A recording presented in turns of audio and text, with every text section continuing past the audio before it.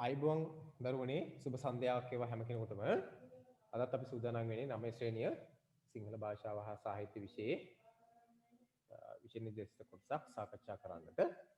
ඇතරම මේ අපි ගිය සතියේ සාකච්ඡා කරා ප්‍රධාන මාතෘකාවක් ව්‍යාකරණ මාතෘකාවක් සාරාංශකරණය කියලා. ඒ වගේම ගිය සතියේ පොඩි අතපසුවීමකුත් තුනා මගේ අතින්. මොකද මේ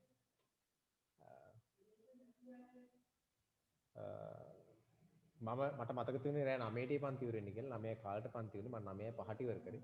එතන අපරාධයක් වුණ විනාඩි 10 වුණත් අපිට බොහෝ දේවල් සාකච්ඡා කර ගන්න තිබුණේ විනාඩි 10. ඉතින් බලමු මොකද්ද කරන්න පුළුවන්. ඇහෙනව නේද මං කියන එක? තරුෂ එහෙන සර්. ඇහෙනව නේද? එහෙන සර්. හරි. එහෙනම් අපි මේ මම කැමති ගිය සතිය අපි අවසන් කර තැනින්ම නැවත පටන් ගන්න පොඩි අභ්‍යාසයක් කරලම. මොකද සමහර අය ඇත්තටම ලොකු උනන්දුවක් තිබ්බා මේ සාරාංශකරණය පිළිබඳව ප්‍රශ්න වලට පිළිතුරු ලියන්න. සමහරු WhatsApp කරලා තිබුණා මට පෞද්ගලිකව මගේ දුරකථනයේට සාරාංශ කරලා උත්තරය අහලා. ඇත්තටම මේ තියෙන කාර්යබහුලතාවයත් එක්ක සහභාගී දවස්වල තිබුණු ගැටලුත් එක්ක මට 9 වසරේ අඩුතරමින් මේ ගිය සතියේ කතා කරපු පාඩමවත් අපේ පිටුවට දාගන්න පුළුවන් කමක් තිබුණේ නැහැ. අද තමයි ඒකත් වමාරෙන් කතා කරලා කියලා කරලා එහෙම දාගත්තේ. ඒ නිසා ඒ තරම් කාර්යබහුල නා. කොහොම නමුත් ඒ කොටස කතා කරලා දින අපි කොකට ගැටුවක් වෙන්න වැඩ කරපුවා ඊටාම හොඳයි. එහෙම ඒ උනන්දුව තිබිය යුතුයි. එතකොට තමයි අපිට මම කියන්නේ මෙහෙමයි. කවුරු හරි කියලා දෙන දේ ගුරුවරයා හෝ වෙන කෙනෙක් හරි කියලා දෙන දේ මත විතරක්ම යැපෙන අයට කරන්න වෙන්නේ ඒ තව කෙනෙක් දන්න දේ විතරයි. දැන් උදාහරණයකට මම ගුරුවරයෙක් විදිහට යම් ප්‍රමාණයක් මේ දැනුම මේක යන ක්‍රමවේද පොඩ්ඩක් කියලා දෙනවනේ. ඒ කියලා දෙන අතරේ ඔයගොල්ලෝ මම කියන දේ විතරමයි නම් කරන්නේ. පාසලේ ගුරුවරයා කියන දේ විතරමයි නම් කරන්නේ. ඔබට උගන්වන වෙන කෙනෙක් කියන දේ විතරමයි නම් කරන්නේ. ඔබ තුලින් බිහි වෙන්නේ තවත් මා වගේ කෙනෙක්. මාගේ දැනුම මට්ටම යන කෙනෙක් විතරයි. හැබැයි මම කියන දේටත් වඩා එහා ගිහිල්ලා ඔයගොල්ලෝ දැනුම හොයනවා නම්. يعني ගුරුවරයා කියන දේ විතරක් මත යැපෙන්නේ නැතුව යම් යම් කාරණා හොයමින් ඊට වඩා මෙහෙම වුණා නම් හොඳයි නේද කියලා හොයනවා නම් අන්න ඔබගෙන් අලුත් කෙනෙක් බිහි වේවි. නැත්තම් තවදුරටත් බිහි වෙන්නේ මේ උගන්වන પરම්පරාවේ අපේ પરම්පරාවේම තවත් එක කෙනෙක් විතරයි. ඒකට අපිට ඕන අපේ પરම්පරාවේ තවත් ඉගෙන ගත්ත කෙනෙක් බිහි කරන්න නෙමෙයි. අපිට ඕන අපේ දෙයකින් මොන හරි දෙයක් අරගෙන අලුත් කෙනෙක් බිහි වෙන්න. ඒතර ඔබ අන්න අර වගේ කියන්න කලින් ඔය ටික කරලා Tamanට හිතලා මොනවද මේක වෙන්න ඕන මොන වගේ දේවල් වෙන්න ඕන කියලා හිතලා කල්පනා කරලා වැඩ කරලා තිබ්බනම් සෑහෙනවට මේක නිසා හැම දෙයකින්ම හැම දෙයක්ම කෙනෙක් කියන දේ විතරක්ම ඒ කියන දේ හරියට 100ක් හරියන්නත් පුළුවන්. මොකද ඒ කියන දේ විතරක් මත යැපෙන්න එපා. ඔබත් යමක් හොයන්නට ඕන. යමක් හොයන්නට යමක් කරන්නට ඕන. එහෙම කළොත් විතරයි අලුත් කෙනෙක් බිහි වෙන්නේ. ඔබ අලුත් කෙනෙක් වෙන්නේ. නැත්තම් ඔබ ඒ තුලින් බිහි වෙන්නේ සිංහල ගන්න මාවානේ කෙනෙක්. නැත්තම් ඔබට වෙනත් විෂයක් ගන්න ඒ වගේ කෙනෙක් කරෙන්න අලුත් කෙනෙක් බිහි වෙන්නේ. නිසා අනිවාර්යෙන් මතක තබා ගන්න. ඔබ යමක් ඔබ වෙනුවෙන් අලුතින් දෙයක් හොයාගෙන කරන්න අවශ්‍යයි. ඒ කරන්න තමයි අලුත් කෙනෙක් බවට පත් වෙන්නේ. නැත්තම් ඔබ තුල බිහි වෙන්නේ තවත් කෙනෙක්ගේ පිටපතක් විතරයි. උදාහරණයක් ගත්තොත් සිංහල මගෙන් ඉගෙන ගන්නවා තව කෙනෙක් ඉගෙන ගන්නවා නම් ඔබ වෙනත් විෂය තව කෙනෙක් ඉගෙන ගන්නවා. ඒ ඉගෙන ගන්න උගන්වන කෙනාගේ පිටපතක් බවට ඔබපත් වෙනවා. ඒ මත විතරක් යැපිලා හිටියොත්. ඒ නිසා තව කෙනෙකුගේ පිටපතක් නොවන්න ඔබ යමක් හොයමින් ඉගෙන ගන්නට ඕන. එහෙම වුණාම තමයි අලුත් කෙනෙක් බිහි වෙන්නේ. අලුත් කෙනෙක් බිහි නොවන්නට මේ සමාජයේ හැමදාම මේ ස්වභාවයෙන්ම තමයි පවතින්නේ. ඒ නිසා එකත් පොඩ්ඩක් අවබෝධ කරගන්න කිව්වේ මොකද්ද කියලා හැම වෙලාවෙම උත්සාහ කරන අලුත් දේවල් කරන්න. එතකොට අපි ගිය සතියේ සාකච්ඡා කරා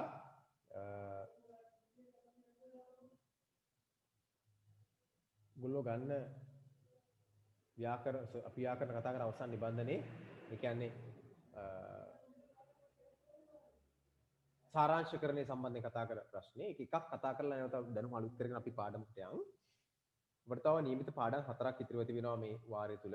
අපි ඒ ඉතාම ඉක්මනින් සාකච්ඡා කර ගන්නටත් අවශ්‍යයි.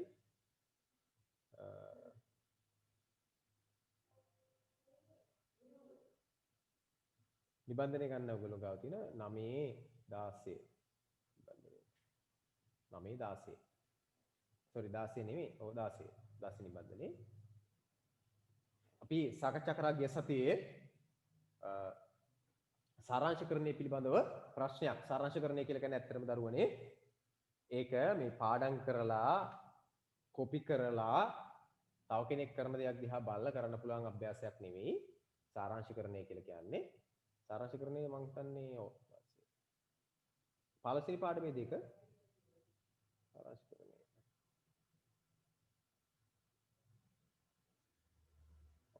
15 වෙනි පාඩමේ නේද? පාඩම් අංක 15.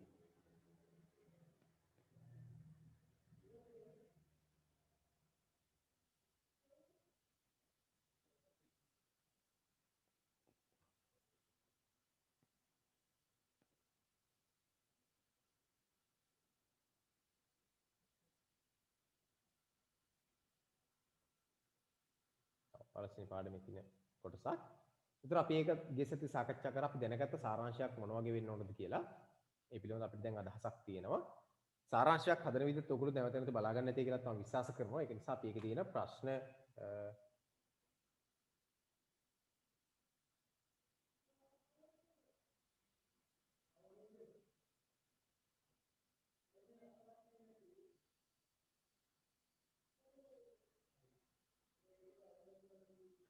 බලන්න මේ තව එක සාරාංශයක් පළවෙනි සාරාංශ පාසාදාන වාක්‍ය සාරාංශ කරලා ලියන්න කියලා පිටු අංක 6 තියෙනවා. ඒක විතරක් කරමු අපි. ඒක හොත තව එකක් හරි කරලා මම කරලා පාඩමට යමු. කරන්න බලන්න ඒක. කරන්න උත්සාහ කරන්න බලන්න. සාරාංශය.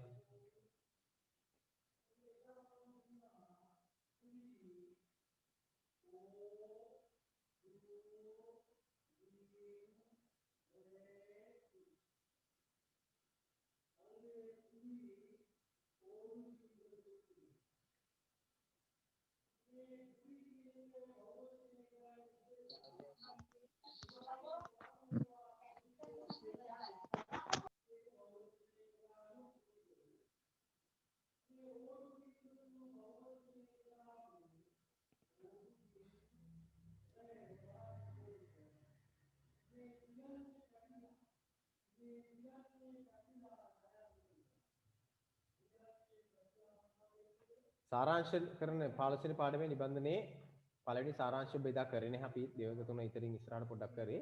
ඒක පොඩ්ඩක් කරන්න හදන්නේ.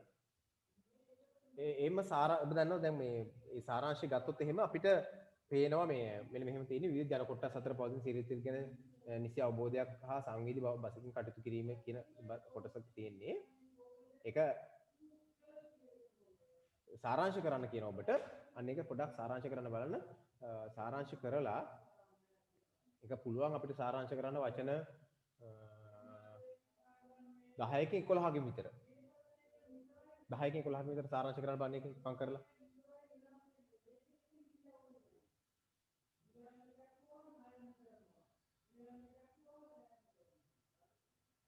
සිතු මේක සාරාංශ කරලා තින්න ඔයා සාරාංශ කරපුවා ඉන්නවනම් පොඩ්ඩක් කියන්න බලන්න ජන කොට්ටාස් අතර සාමූහික කටයුතු කිරීමේ පසුබිම සැකසීම කියන සාරාංශ වැරදිද? පොඩ්ඩක් බලන්න මොකද්ද උත්තරේ? ජන කොට්ටාස් අතර සාමූහික කටයුතු කිරීමේ පසුබිම සැකසීම. පසුබිම සැකසීම. ටිකක් හරි.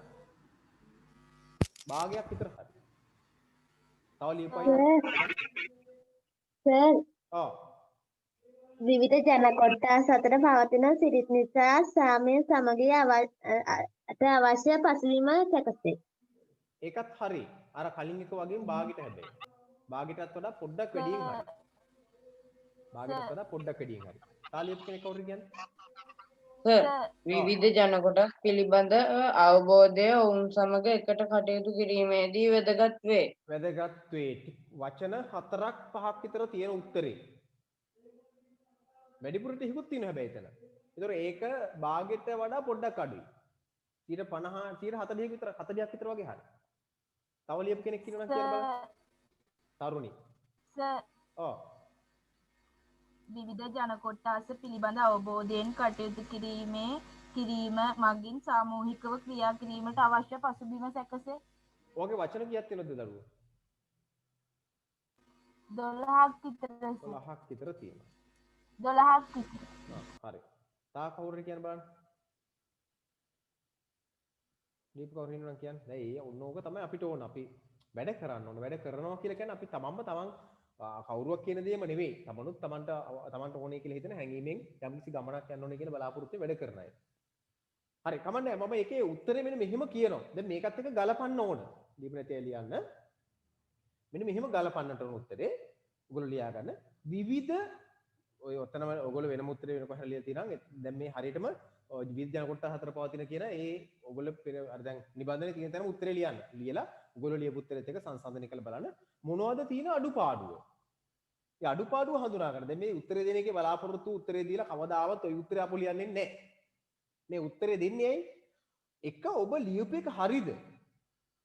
එක ඔබ ලියපු එක හරිද කියලා බලන්න. දෙවෙනි කාරණාව දැන් මේ උත්තරයක් මොන වගේ වෙනවද?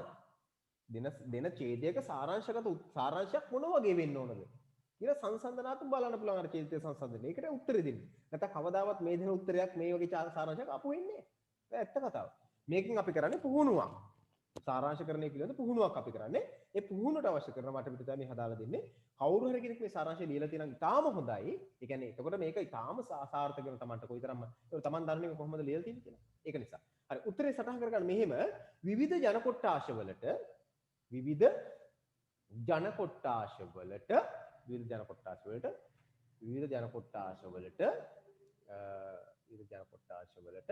ආවේනික සිරිත් විරිත් විවිධ ජන කොට්ටාශවලට ආවේනික සිරිත් විරිත් විවිධ ජන කොට්ටාශවලට ආවේනික සිරිත් විරිත් විවිධ ජන කොට්ටාශවලට ආවේනික සිරිත් විරිත් විවිධ ජන කොට්ටාශවලට ආවේනික සිරිත් විරිත් විවිධ ජන කොට්ටාශවලට ආවේනික සිරිත් විරිත් අගය කිරීමෙන් විවිධ ජන කොට්ටාශවලට ආවේනික සිරිත් විරිත් අගය කිරීමෙන් විවිධ ජන කොට්ටාශවලට ආවේනික සිරිත් විරිත් අගය කිරීමෙන් ඡේද පොඩක් කියවගමු විවිධ ජන කොට්ටාශවලට කිරීමේදී කිරීම අත්‍යවශ්‍ය වන්නේ ජන කොට්ටාශවලට සාමයෙන් කිරීමට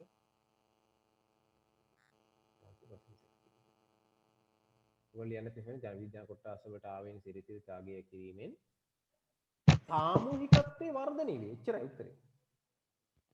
සාමූහිකත්වයේ වර්ධනය වේ.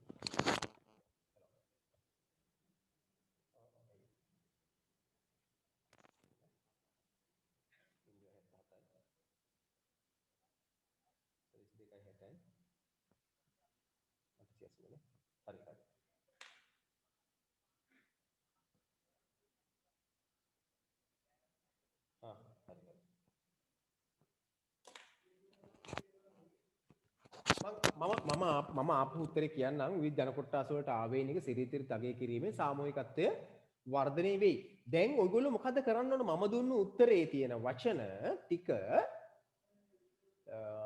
ඊට සමගාමීව යන වචනත් එක්ක ගලපන්න ඡේදයේ. යටින් ඉරක් අදින මම දැන් දීලා දෙන්නේ විවිධ ජන කොට්ටාස වලට කියන වචන තුන. ඒ වචන තුන බලන්න ඡේද තීද කියලා තියෙන විවිධ ජන කොට්ටාස කියලා තියෙනවා. වචන තුන තියෙනවනේ. ඊළඟට ආවේනික සිරිත්විරිත් සිරිත්විරිත් කියන වචන දෙක තියෙනවා. ආවේනික කියන වචනේ නැහැ. අගය කිරීමෙන්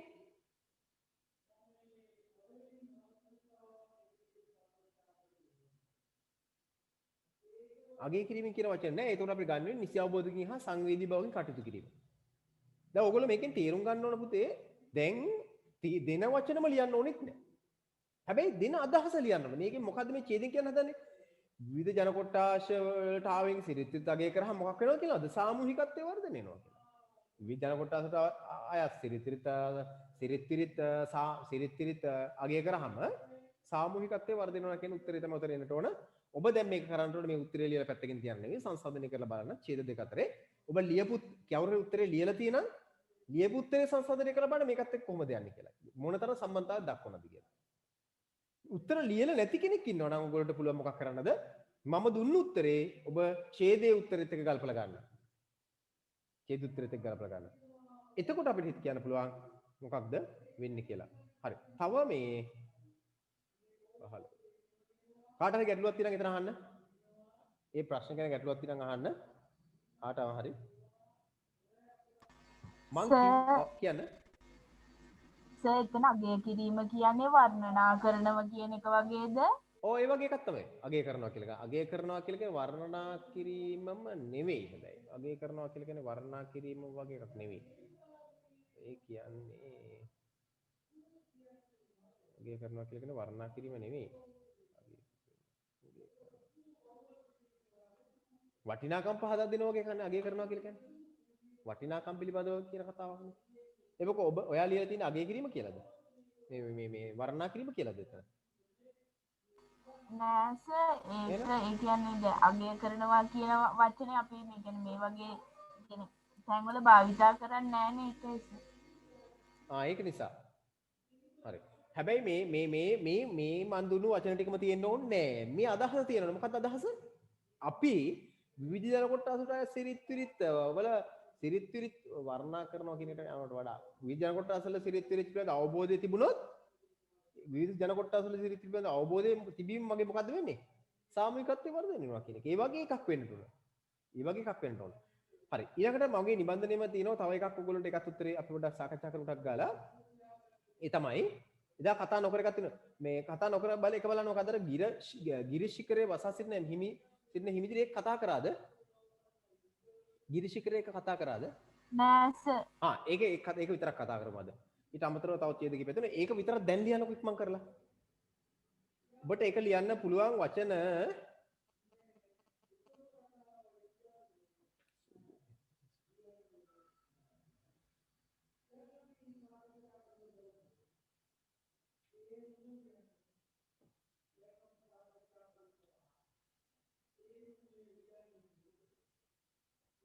වචන 7කින් 8කින් ලියන්න පුළුවන් වෙන්න ඕන.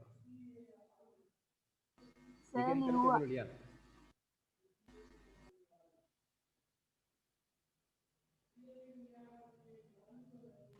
සර් ලිව්වා. ලිව්වද? ඔව්. හරි. සුදු මිනිසාගේ ආක්‍රමණ ඉදිරියේ රතු මිනිසා පැන ය. බලමු අපි. ලියපුවයි කියන්න මං හරි වැරද්ද පස්සේ කියන්න. සර් ඔව්. කියන්න. සර් කියන්න. කඳු ශිඛරයේ මිහිදුම හිරු ඉදිරියේ පලා යයි. ආයි කියවන්න ඔයා ඡේදේ. ආයි කියවන්න කිය. තා කවුරු ලියපු කෙනෙක් කියන්නේ? චාරු. කියන්න චාරු. චාරු කියන්නේ? සුදු මිනිසාගේ ආක්‍රමණයේදී රතු මිනිසා හැම විට පලා යයි. උත්තරේ කියන්නම් මං. මොකුත් කියන්නේ නැහැ දැන්. මොකද අනිත් අයට මෙතනක් කරන්නේ. ඔව් කියන්න. බ්‍රිතාන්‍යයන්ගේ ආක්‍රමණයේ රතු මිනිසා පරාජය වෙයි. බ්‍රිතාන්‍යයේ ආක්‍රමණ මිනිසා පරාජය වෙයි. එහෙම කියන්නත් පුළුවන්. දැන් ඔයා ගොඩාක් එහාට හිතනවා. වැරද්දක් නෑ ඒක. ඒක හොඳයි.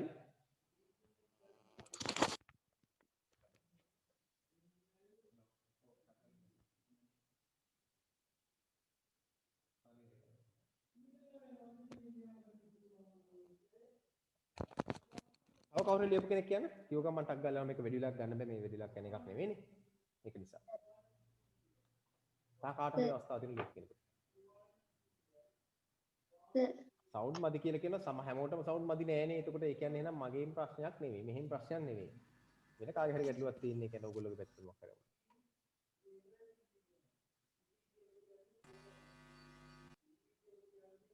කාට හරි තියෙනම් කියන්න තව ලියපු කෙනෙක් ඉන්නවා. ඒ කිව් කවරෙක් කෙනෙක් කිව්වා මම ටක් ගාලා උත්තරේ කියලා අපි ළඟට යන්න.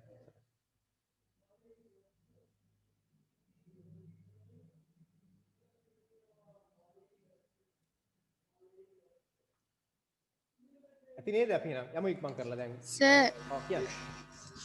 සවුන්ඩ් එක මදි ඇහෙනවා. ඒක තමයි ප්‍රශ්නේ. හැමෝටම එහෙම නෑ නේද? මටත් ඇහෙන්න.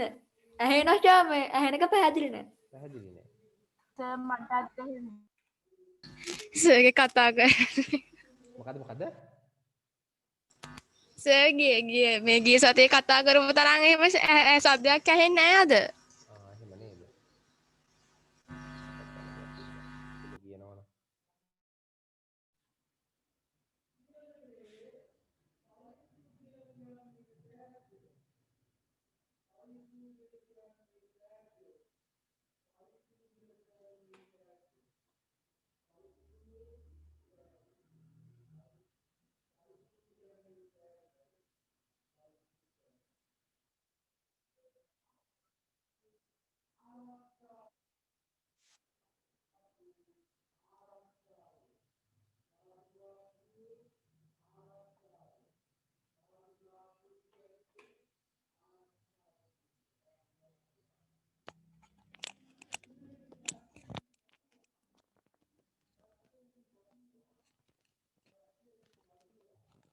දැන් ඇහෙනවද?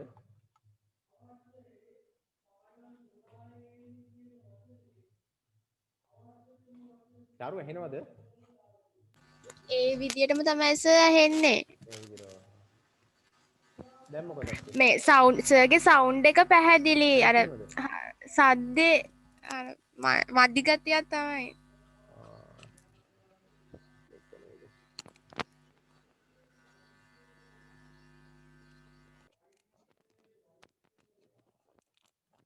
වැඩ කරගෙන යන බැරි මට්ටමට වැහෙන්නේ නැද්ද? නෑ සර් එහෙම එකක් නෑ. සාමාන්‍ය මට ඇහෙනවනේ නේද? ඔව් සර්. එහෙනම් අපි ඔහොම කරගෙන යමු. මොකද මම දැන් එක ක්ලාස් එකක් කරා මෙතන මේ විදිහට. ඒක මම බැලුවේ ඔයගොල්ලෝ ටිකක් ඒකට වඩා පොඩ්ඩක් වයස වැඩි නිසා ඇහෙන අඩුත් දන්නේ නැහැ. කට්ටියට වඩා. අනේ සර්. ආයෙම නැද්ද? එහෙනම් කමන්නේ. හරි. අපි මේ බලමු එහෙනම් නේද? මේ අරක උත්තරේ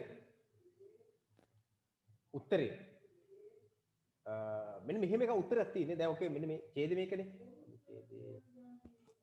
ඊග්‍රිචිකරේ වසා සිටි හිමිදිරි මිහිදුම උදාවන හිරු ඉදිරියේ පලා යන්නාසේ සුදු මිනිසාගේ ආක්‍රමණයේ ඉදිරියේ රතු මිනිසා හැම විටම පලා ගොස් ඇත. මොකක්ද ඇත්තට අන්තිමට වෙලා දෙන්නේ? සුදු මිනිසාගේ ආක්‍රමණය ඉදිරියේ රතු මිනිසා පලා ගිහිපෙකනේ වෙලා තියෙන්නේ. උත්තරේ ඒක තමයි. අනිත් ඒවා මොනවද? අනිත් ඒවා උපමාවක් නේ තියෙන්නේ. මම කලින් කිව්වා ඔයගොල්ලන්ට විස්තර වර්ණනා උපමා උපමේයන් රූපක ආදිය සියල්ල ඉවත් කරන්නට කියලා. එතකොට මෙතන තියෙන්නේ ගිරිශිකරේ වසා සිටි හිමිදිරි මිහිඳු මුදාවන හිරු ඉදිරියේ පලා යන්නාසේ වගේ කියන එකනේ. ඒකෙන් කියන්නේ අරව විස්තර කරන. ඒ කියන්නේ මොන වගේද කියලා මෙන්න මේ වගේ. ඒක අවශ්‍ය නැහැ. සාරාංශය අපි සාරාංශය අවශ්‍ය කරන්නේ. උත්තරේ නැත්නම් මේ වගේ එකට අපිට අවශ්‍ය කරන්නේ. තාම කිටි අර විස්තර කිරීම මොකුත් අවශ්‍ය නැහැ. එහෙනම් උත්තරේ මොකද්ද? සුදු මිනිසාගේ ආක්‍රමණ හමුවේ රතු මිනිසා හැම විටම ගන්නත් එපා. ඒවත් එපා. වෙච්ච දේ කියන්න. පලා ගිහිපෙක නෙවෙයි තියෙන එක ලියන්න. මේ හෙඩ්සෙට් එක බාලා නෑ බොලව්. අමාරුට මේ බාලා සෙට් එහෙම නෑ. ඔව් කියන්න. මේ බ්‍රිතාන්‍යයේ ආක්‍රමණය රතු මිනිසා පරාජය කියන එක එතකොට වැරදිද? නෑ වැරදි නෑ. මම මේ කියන්න හැදුවේ ඒක තමයි. මම ඔයා අර කිව්වනේ මම කිව්වා ටික වැඩිපුර හිතනවා කියලා. ඒකේ වැරද්දක් නෑ. හැබැයි මං කිව්ව එකත් හරි. ඔයා කියන එකත් හරි. ඔයා අදහස් කරන්නේ සුදු මිනිසා කියලා අදහස් කරන්නේ බ්‍රිතාන්‍ය ජාතිකෙන් නම්. ඒක හරි. ගැටලුවක් නෑ. මම කිව්ව එකත් ගැටලු වැරදි නෑ. සුදු මිනිසාගේ ආක්‍රමණය රතු මිනිසා පලා ගියේ. සුදු මිනිසා කියන එක අපිට පුළුවන් තනි වචනයක් විදිහට ලියන්න. ඕන වචන දෙකක් විදිහට ලියන්න පුළුවන්. හරි. දැන් අපිට තව මේකේ සාරාංශ තියෙනවා 1යි 2යි 3යි 4යි. සාරාංශ 4ක් තියෙනවානේ. ඉතිරි සාරාංශ 4න් මම ඔයගොල්ලන්ට දෙනවා මේ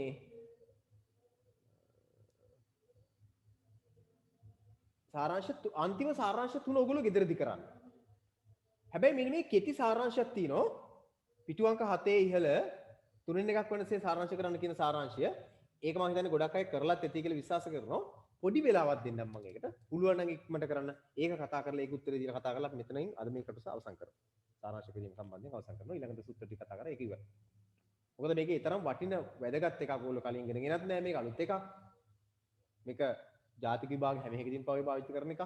දැනුම මේකේ දැනුමින් නෙවෙයි මේකේ බුද්ධියෙන් යන එකක්. ඒ නිසා ඉක්මන් කරලා කරපණ එතේ ඉන්නවා විනාඩි 2ක් දෙන්න ඉක්මන් කරලා කරන්න බලන්න. රටක සැබෑ දිනු ඇතීමට රටේ ප්‍රදේශයන් බුද්ධිමත් යුතිය කියන ඡේදය.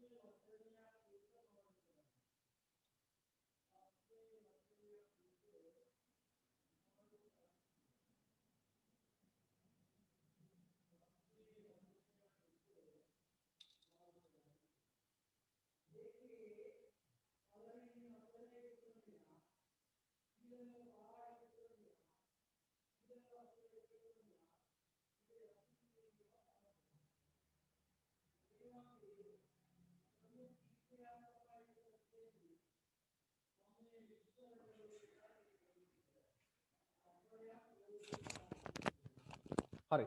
ලියපු කෙනෙක් චා කවුද ලිව්වා. කියන්නේ? ලියපු කෙනෙක් කියන මට උත්තරේ. අධ්‍යාපනය යනු ජීවිතයට සෑමතින්ම සූදානම් වීමයි. අධ්‍යාපනය අනු ජීවිතයට සෑමතින්ම සූදානම් වීමයි. උදානම් වීමයි. බලමු අපි. තා කවුරු කියන්නේ? වැඩිලා ගන්න එපා. ලියපු කෙනෙක් කියන කවුරු හරි? සර් ඔව්.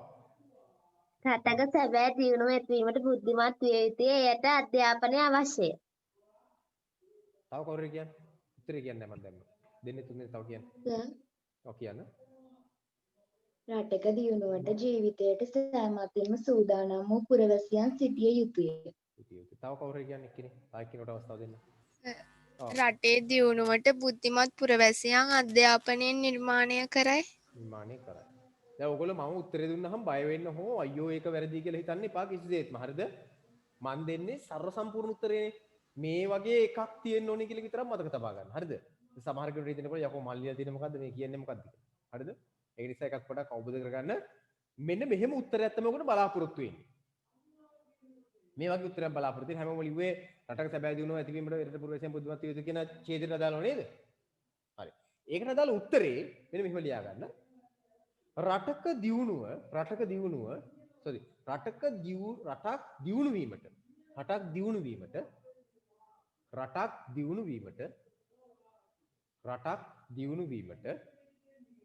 රටක් දියුණු වීමට එහි වැසියන් දැන් එහි වැසියන් කියන උඹට වෙන නම ලියන්න පුළුවන්. එහි ජනතාව කියලා ලියන්න පුළුවන්. එහි වැසියන් රටක් දියුණු වීමට එහි වැසියන් නියම ඉගෙනීමකින්ද දැන් ඉගෙනීම කියන එකට ඔයගොල්ලෝ ලියන්න බෑ අධ්‍යාපනයෙන් කියලා. හරිද? මම ඊ පස්සේ කියන දැන් ඔහොම ලියා ගන්න. රටක් දියුණු වීමට එහි වැසියන් නියම ඉගෙනීමකින්ද දායන දුරස් වෙන්න ඕන කමාවක් දාන්න ඕන. නියම ඉගෙනීමකින්ද දායන දුරස් වෙන්න ඕන කමාවක් දාන්න ඕන. නියම ඉගෙනීමකින්ද ඊළඟට බුද්ධිමත් භාවයකින්ද දායන දුරස් වෙන්න ඕන කමාවක් දාන්න ඕන. බුද්ධිමත් භාවයකින්ද නියම ඉගෙනීමකින්ද බුද්ධිමත් භාවයකින්ද ඊළඟට කමාවක් නිරෝගී භාවයකින්ද නැත්නම් නිරෝගී භවකින්ද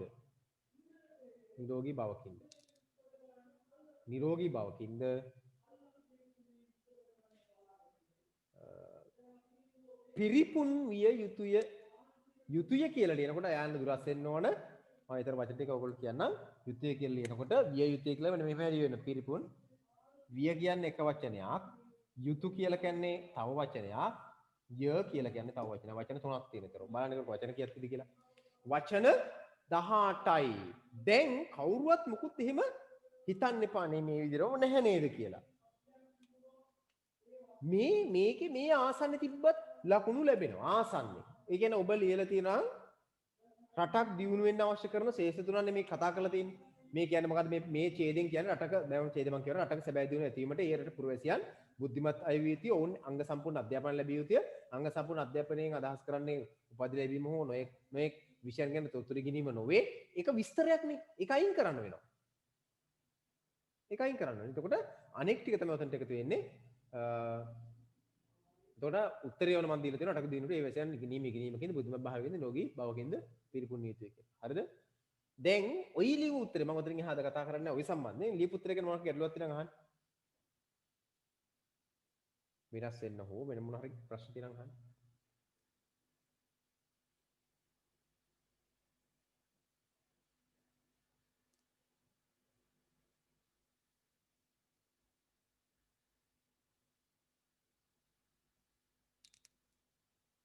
මම හිතන්නේ කාටවත් ගැටලු නැහැ නේද? හරි.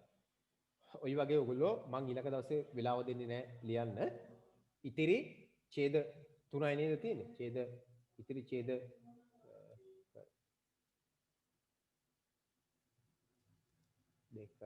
3යි. ඡේද 3යි තියෙන්නේ. ඡේද 3 ගෙදරදී ලියන්න වෙන කොලයක ලියුවා නම් වඩා හොඳයි. මොකද මගේ උත්තරේ මෙතන ලියා ගන්න අවශ්‍ය නිසා. උත්තරේ ලියන්න හෝ මම print කරලා හෝ දෙන්නම්. බලමු වෙලාවත් එක තමයි ඒක තීරණය වෙන්නේ. ඒක කරමු. හරි. එහෙනම් කොතනින් නවත්තමු? සාරාංශ කිරීම පිළිබඳ අදත් යම්කිසි අභ්‍යාස කිහිපයක් කරා. සාරාංශ කියලා කියන්නේ ඉගෙන ගන්න පුළුවන් එකක් නෙමෙයි. උගන්වන්න පුළුවන් එකක් නෙවෙයි. කියලා දෙන්න පුළුවන් මඟ පෙන්වීම කරන්න පුළුවන් එකක්.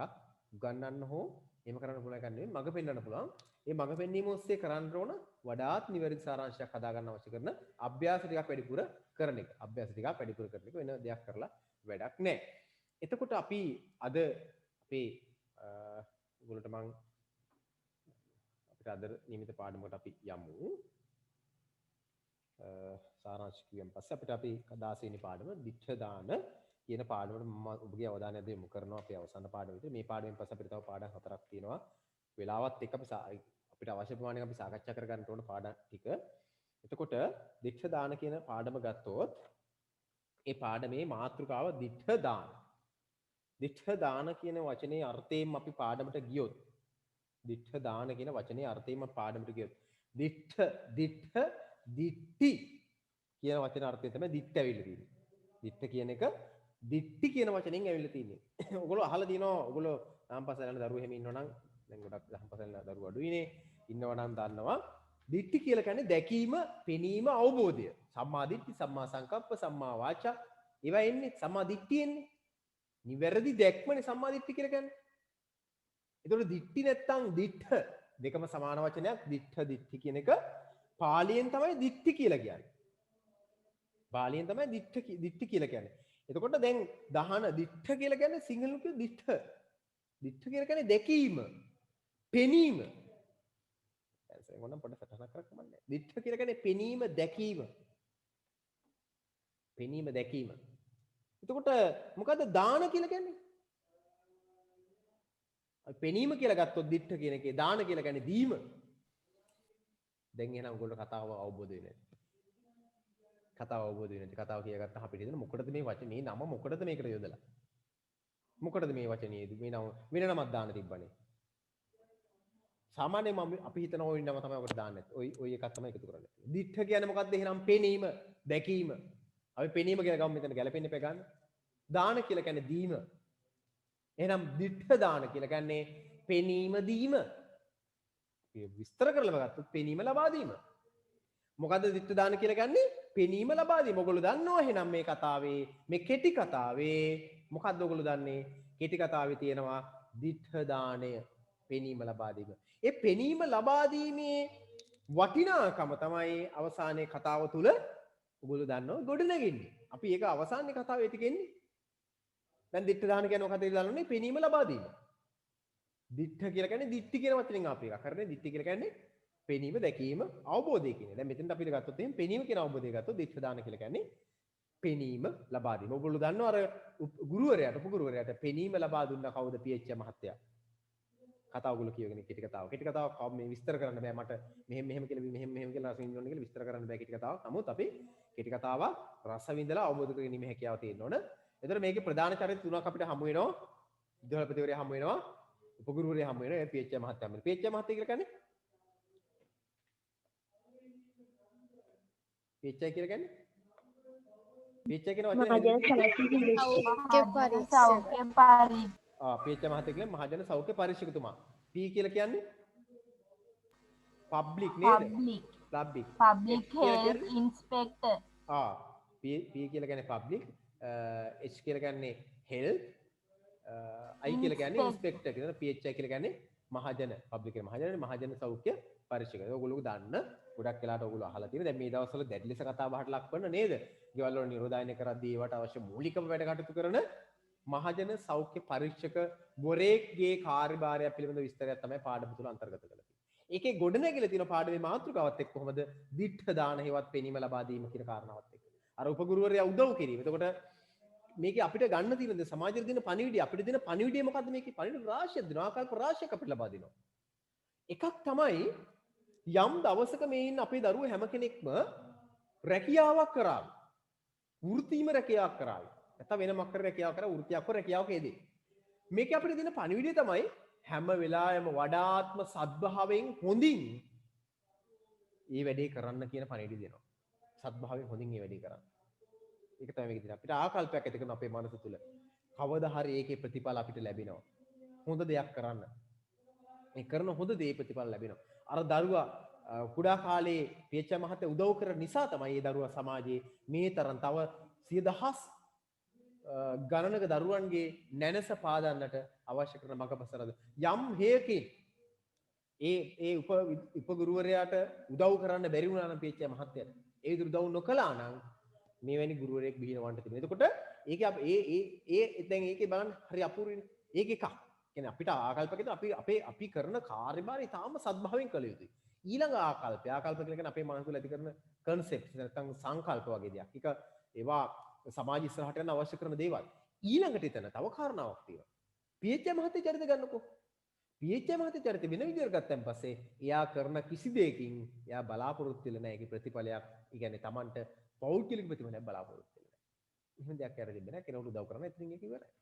හැබැයි යාගේ රාජකාරී තාම අකුරට ඉටු කරන පුද්ගලයෙක් බව පේනවා.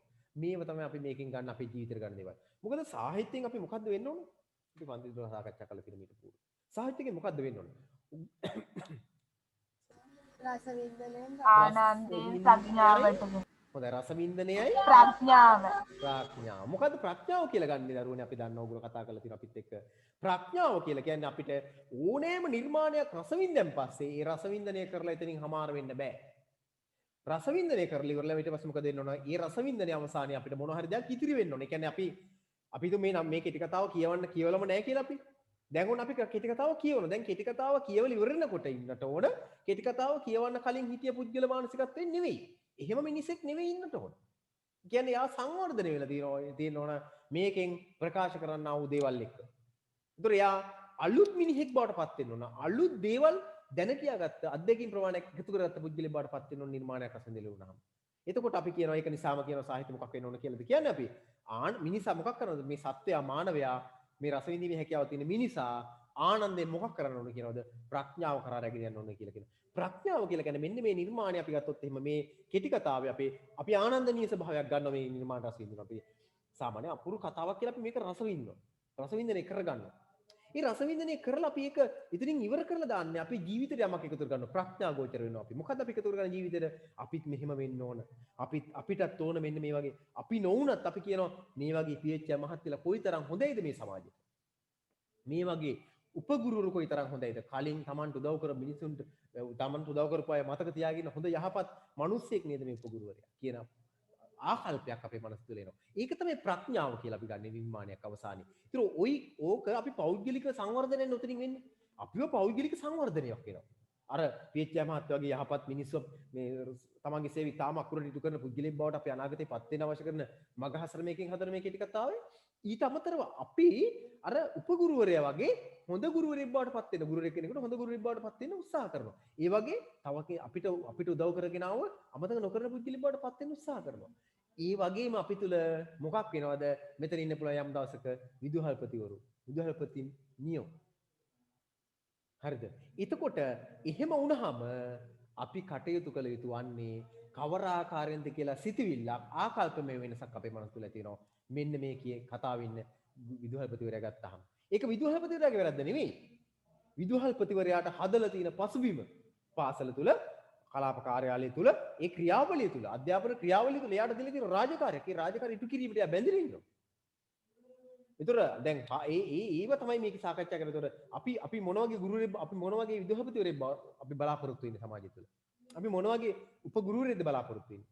අපි මොන වගේ පීඑච් මහත්තයද බලාපොරොත්තු වෙන්නේ කියන ආකල්පයෙන් වෙනසක් මේ කෙටි කතාව තුළ අපි අපේ ජීවිතේට එකතු කරගන්නවා. ඒ නිසා කෙටි කතාවේ ওই චරිතත් එක්ක බැඳිලා තියෙන සිදුවීම් සමුදාය අපි එකින් එක ඒ විදිහට අපි එකතු කර ගන්න ඕන. ඒක නිසා මේක ඇත්තටම මම හිතන්නේ මේ ඊටාම ප්‍රායෝගිකයි. ආනන්දෙන් ප්‍රඥාව කරා රැගෙන එන හොඳ නිර්මාණයක් මේ නිර්මාණය. ආනන්දෙන් ප්‍රඥාව කරා රැගෙන හොඳ නිර්මාණයක්. එතකොට ඔයගොල්ලෝ රසවින්දන 8 වසරේදී කෙටි කතාවක් රසවින්දනේ. ඔයගොල්ලෝ 8 වසරේදී රසවින්ද කෙටි කතාව මොකද්ද? කලින් දවස් මතක් කරා මට මතක විදියට. මොකද්ද 8 වසරේ රසවින්ද කෙටි කතාව? අවුරුදු සිහිනය. අවුරුදු සිහිනය 9 වෙනි පාඩම මට මතක විදියට අවුරුදු සිහිනය කෙටි කතාව. ඔබ අවුරුදු සිහිනය කෙටි කතාවෙනුත් මම ඔය වෙලාවෙ මම මතක් කරා අවුරුදු සිහිනය කෙටි කතාවෙනුත් මොකක්ද උනේ? ආනන්දය වගේම ප්‍රඥාවක් ඇති වුණා. මොකද්ද ආනන්දය? ආනන්දය තමයි බලන්න ඒ කොයිතරම් ඒ චරිතත් එක්ක කොයිතරම් හැලහැප්පින් වුණාද? පියසෙන කොයිතරම් උත්සාහ කරාද අවුරුදු සමරන්න. ඒතර අපිට ඒක තුළ ප්‍රඥාවක් අපිට ආව. මොකද්ද අපිට ආව ප්‍රඥාව? කුඩා දරුවන්ට තියෙන ළමා ලෝකයක්. ඒ ළමා ලෝකයේ ළමයින්ට ලබා දෙන්නට ඕන. ඒ ළමා ලෝකයේ ළමයින්ට ලබා දෙනව විතරක් නෙවෙයි. උන් අපේක්ෂිත දේවල්, උන් බැල මෙහෙවරකම් ආදී උන්ට නුසුසු ක්‍රියාවේ නොයේදී යුතුයි. අපිට ආකල්පයක් ඇති කර ගන්න ඕන. ඒකෝර අන්න බලන ආනන්දේ ප්‍රඥාව දෙකම නිර්මාණය තුළ තියෙනවා. ඒ නිසා හොඳ සාහිත්‍ය නිර්මාණයක් නම් පුද්ගල සංවර්ධනයක් ඇති වෙන්න ඕන. පුද්ගල සංවර්ධනය කියලා කියන අපි උතන අදහස් කරන්නේ අර කිව්ව ප්‍රඥා ගෝචර ස්වභාවය ඊළඟ ඒ වගේම ඒ සංවර්ධන තුළ රසවින්දනයකුත් අපි එකතු කර ගන්න ඕන. රසවින්දනය. නිසා නිර්මාණයක් රසවින්දාම ඔය කියන කාරණා ටික ඔක්කොම එකතු වෙන්න අවශ්‍යයි. ඔක පොඩ්ඩක් අවබෝධ කර ගන්න අවශ්‍යයි. එතකොට අපිට පුළුවන් වෙන්න හොඳ නිර්මාණයක් දැන හඳුනා ගන්න. මං කිව්වොත් මම හැමදාම මතක් කරන ওই පාඩේ මොකද්ද? හොඳ නිර්මාණයක් නම් ඒ නිර්මාණය ආනන්දයේ තියෙන්න ඕන, ප්‍රඥාව තියෙන්න ඕන.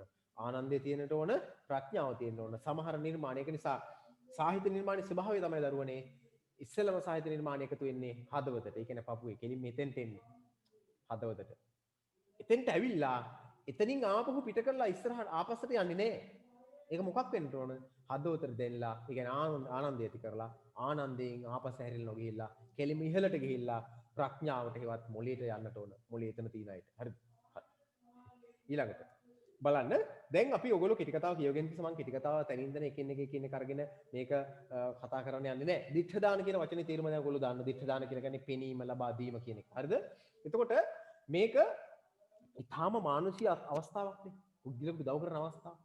උදව් කරන ඊටාම මානසික අවස්ථාවක්. එතකොට කෙටි කතාවක දැන් මේ පාඩම තුළ අපි කෙටි කතාවේ හඳුනාගත්තු කාරණා ටිකක් තියෙනවා. කෙටි කතාවක ලක්ෂණ ටිකක් අපි සාකච්ඡා කරගන්න ඕනේ. ඒක විතරයි මේක අවශ්‍ය කරන්නේ. ඒ ලක්ෂණ ආශ්‍රයෙන් මම කැමති කෙටි කතාව ගැනත් ඔබගේ අවධානය යොමු කරවන්න. කෙටි කතාවක ලක්ෂණ ආශ්‍රයෙන් මේ කෙටි කතාවට අවධානය යොමු කරන්න ඕගොල්ලෝ අවශ්‍යයි. එතකොට මට ඔයගොල්ලෝ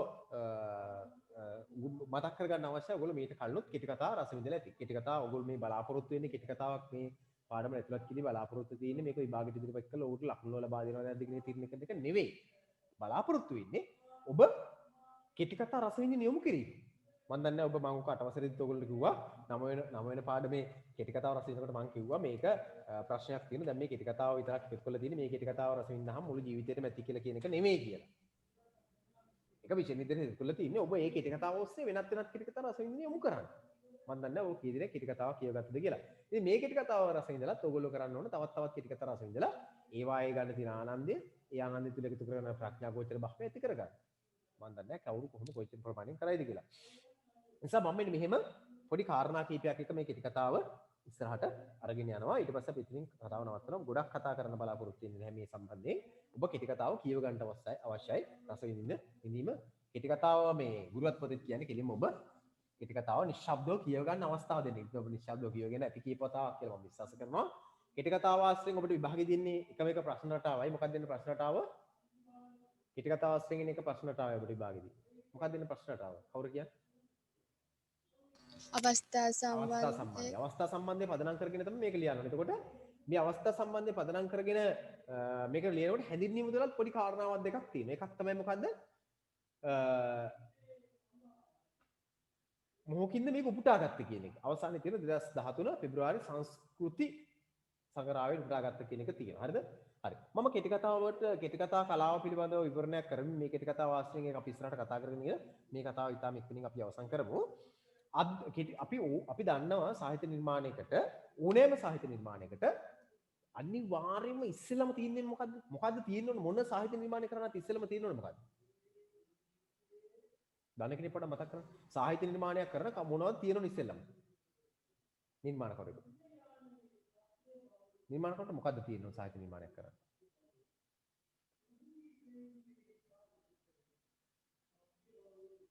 බය වෙන්න එපා කියන්න. Taman දන්න එක කියන්න. අත්දැකීම් very good. අනිවාර්යයෙන්ම නිර්මාණයක් කරන පුද්ගලයෙකුට තියෙන ඉස්සෙල්ලම අත්දැකීම. දැන් මේ කෙටි කතාවට අත්දැකීමක් තියෙද නැද්ද? තියෙනවා. මේ කෙටි කතාවට අත්දැකීමක් තියෙනවා. මේ අත්දැකීම ඔකට සරලවකුත් තේරෙනවනේ අත්දැකීම. දැන් කතා සාරයත් එක්ක ගමු පීච්ච මහත්තයෙක් කියලා. එයාගේ රාජකාරියක් තියෙනවා යම් ප්‍රමාණාත්මක මේ පාසල් වලට ඇවිල්ලා බෙහෙත් ටික විදලා ඒ ටික කරනවා. ඊට අමතරව දරුවන්ගේ ඇස්පිනිම් ලබා ඒවට අවශ්‍ය කරන වාට පසුබිම හදලා දෙන එක. ඒක සාමාන්‍යයෙන් මේ සමාජයේ තියෙන අත්දැකීමක්. මිනිස්සුන්ටත් තියෙනවා අපිටත් ඒ අත්දැකීම තියෙනවා. මේ ගුරුවරයාගේ ක්‍රියාවලිය පිළිබඳ අත්දැකීම. ඒක සමාන නිර්මාණාත්මක අත්දැකීමක් වෙන්න පුළුවන්. ඉතින් මෙන්න මේ ගන්න අත්දැකීම අපිට මේ අත්දැකීම අපි දන්නේ කොහොමද එයා ගත්තේ කියලා. මේ නිර්මාණය කරපු කෙනා ගත්තේ කොහොමද කියලා අපි දන්නේ නැහැ. හැබැයි අපිට අත්දැකීම් ගන්න පුළුවන් ආකාර තුනක් පිළිබඳව ඔයගොල්ලෝ මතක තබා ගන්නවා. එකක් මොකද්ද? දාන කෙනෙක් කියන එකක් කිව්ව හිතුව දෙක මම කියන්න. අත්දැකීම් ගන්න පුළුවන් ආකාර තුනක් මම කියනවා. එකක් කියන්න. පොත්පත් මගින් එකක් තමයි ඔව් ඒක හරි. පිළිවෙලට කියොත් අපි එකක් ගන්න මම පෞද්ගලික අත්දැකීමක්. සමහරවිට යාටම විච්ච දෙයක් වෙන්න පුළුවන්. යාගේම අත්දැකීමක් වෙන්න පුළුවන්. වෙන කෙනෙක්ගේ අත්දැකීමක් නෙවෙයි තමන්ම ලැබපු අත්දැකීමක් වෙන්න පුළුවන්. විඳීමක්. අන්න අර දැන් කිව්ව ඊට පස්සේ පොත්පත් මගින්. පොත්පත් මගින් පොත්පත් ලිපි සංගරා පුවත්පත් ඒ ආදීන් අත්දැකීම් ගන්න පුළුවන්. ඒ නිර්මාණයක් කරන ඔයාට නිර්මාණයක් කරන්න අපේ දරුවෝ නිර්මාණයක් කරන්න ඕන නම් අපිට පුළුවන් ඒවා කියවලා ඒ වෙනුත් යම් දේවල් පුළුවන් සංවේදී දේවල් තියෙනවා. දැන් මේක තාම සංවේදී අවස්ථාවනේ දරුවනේ. අර පීඑච් මහත්තයා ඇවිල්ලා මහන්සි වෙලා නේද මේ ඇස්පිනිව ලබාදී මොකද එයා ඒකේ වටිනාකම දන්නවනේ. ඒ වටිනාකම දන්න නිසා එයා ඒකට මහන්සි වෙනවා. විදුහල්පති වරන් කිසිම සහායයක් ලැබෙන්නේ නැහැ මේ යාට තියෙන වෙනම රාජකාරී සභාවක් නිසා. තමන්ගේ රාජකාරී ඉටු කරනවා. මේ ටිකක් කියලා බලන් ඉන්න උපගුරුවරයා මොකද වෙන්නේ? ඇවිල්ලා උදව් කරනවා. අපිත් හිතන මේ ඇවිල්ලා උදව් කරන්නේ යා ටිකක් මේක දැකලා එයා වටිනවා කියලා හිතන නිසා කියලා. හැබැයි අවසානයේ මොකද කියන්නේ? මේ උදව් කරන්නේ ඒක විතරක් නෙවෙයි කලින් බැඳීමක්. එතකොට බලන්නකෝ. හරි අපූර්ව වේදීමක් එතකොට. ඒවර පොත්පත් වලින් සංග්‍රහ ලිපි වලින් ගත්තා පෞද්ගලික අත්දැකීමක් නෙවෙයි. එහෙම නැත්නම් අයගේ අත්දැකීමක් වෙන්නත් පුළුවන්. කවුරු හරි කියපු එකක් වෙන්නත් පුළුවන්. අන් අයගේ අත්දැකීමක් වෙන්නත් පුළුවන්. ඔන්න එහෙනම් අපිට නිර්මාණයක් කරන්න. අපිට හොයාගන්න පුළුවන් වස්තු විශ්වා ගන්න පුළුවන් විවිධාකාර අත්දැකීම් දෙන එකක්. තමාගේ පෞද්ගලික අත්දැකීමක් වෙන්න පුළුවන්. දෙක පොත්පත් සංග්‍රහයෙන් ගත්ත අත්දැකීමක් වෙන්න ඕනේ. ඒක කියලා රසින් දෙකේට ඒවත් අත්දැකීමක් ගන්න පුළුවන්. එහෙම නැත්නම් වෙන කාගේ හරි අත්දැකීමක් අහපු එකක් දැනගෙන එකක් වෙන්න පුළුවන්. නිසා අත්දැකීම අනිවාර්ය නිර්මාණ දැන් මේකටත් අත්දැකීම නිර්මාණ කරුවා අරගෙන තියෙනවා. ඉතින් මේ කෙටි කතාව ලියලා තියෙන කවුද කියලා විභාගෙදී අහන්න පුළුවන් අපිට. කවුද? JCPS සිරිවර්ධන කියන නිර්මාණකරුවා කෙටි කතා කරුවා තමයි මේක රචනා කරලා තියෙන්නේ කියලා මතක තබන්න. අත්දැකීම ගත්තහම අත්දැකීම තුල පදනම් වෙන කතාවක් තියෙනවා. දැන් මේකේ තියෙන අත්දැකීමක් මේ අත්දැකීම තුලට පදනම් වෙච්ච කතාවක් තියෙන එකට අපි කියනවා කතා ප්‍රවෘත්ති කියලා. කෙටි කතාවක දරුවනේ කොටස් දෙකයි. එකක් තමයි අත්දැකීම දෙවෙනි කොටසේ එකක් තමයි කතා ප්‍රවෘත්තිය.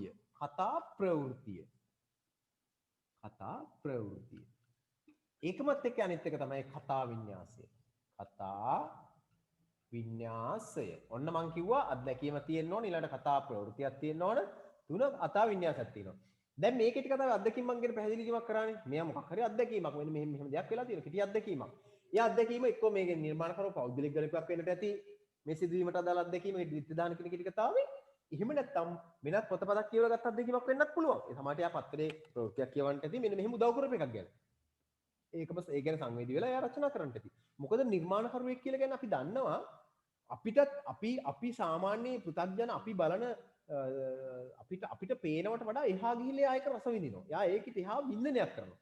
සාමාන්‍ය මනුස්සයර පේන ලෝකෙට වඩා එහා ලෝකයක් යා දකින්න. ඒකයි. ඊළඟට මේ කතා ප්‍රවෘත්තිය. කතා ප්‍රවෘත්තිය කියලා කියන්නේ අන්න අර අත්දැකීම ගත්ත කතාව. කතා ප්‍රවෘත්තිය.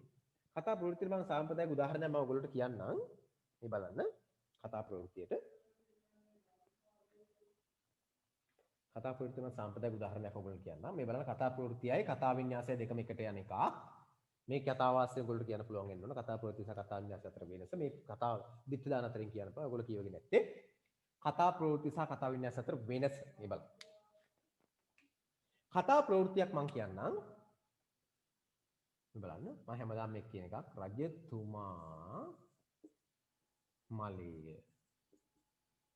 මලේය කියලා කියන්නේ මූර්ති දිලා යන තියෙන මලේ හරිනේ.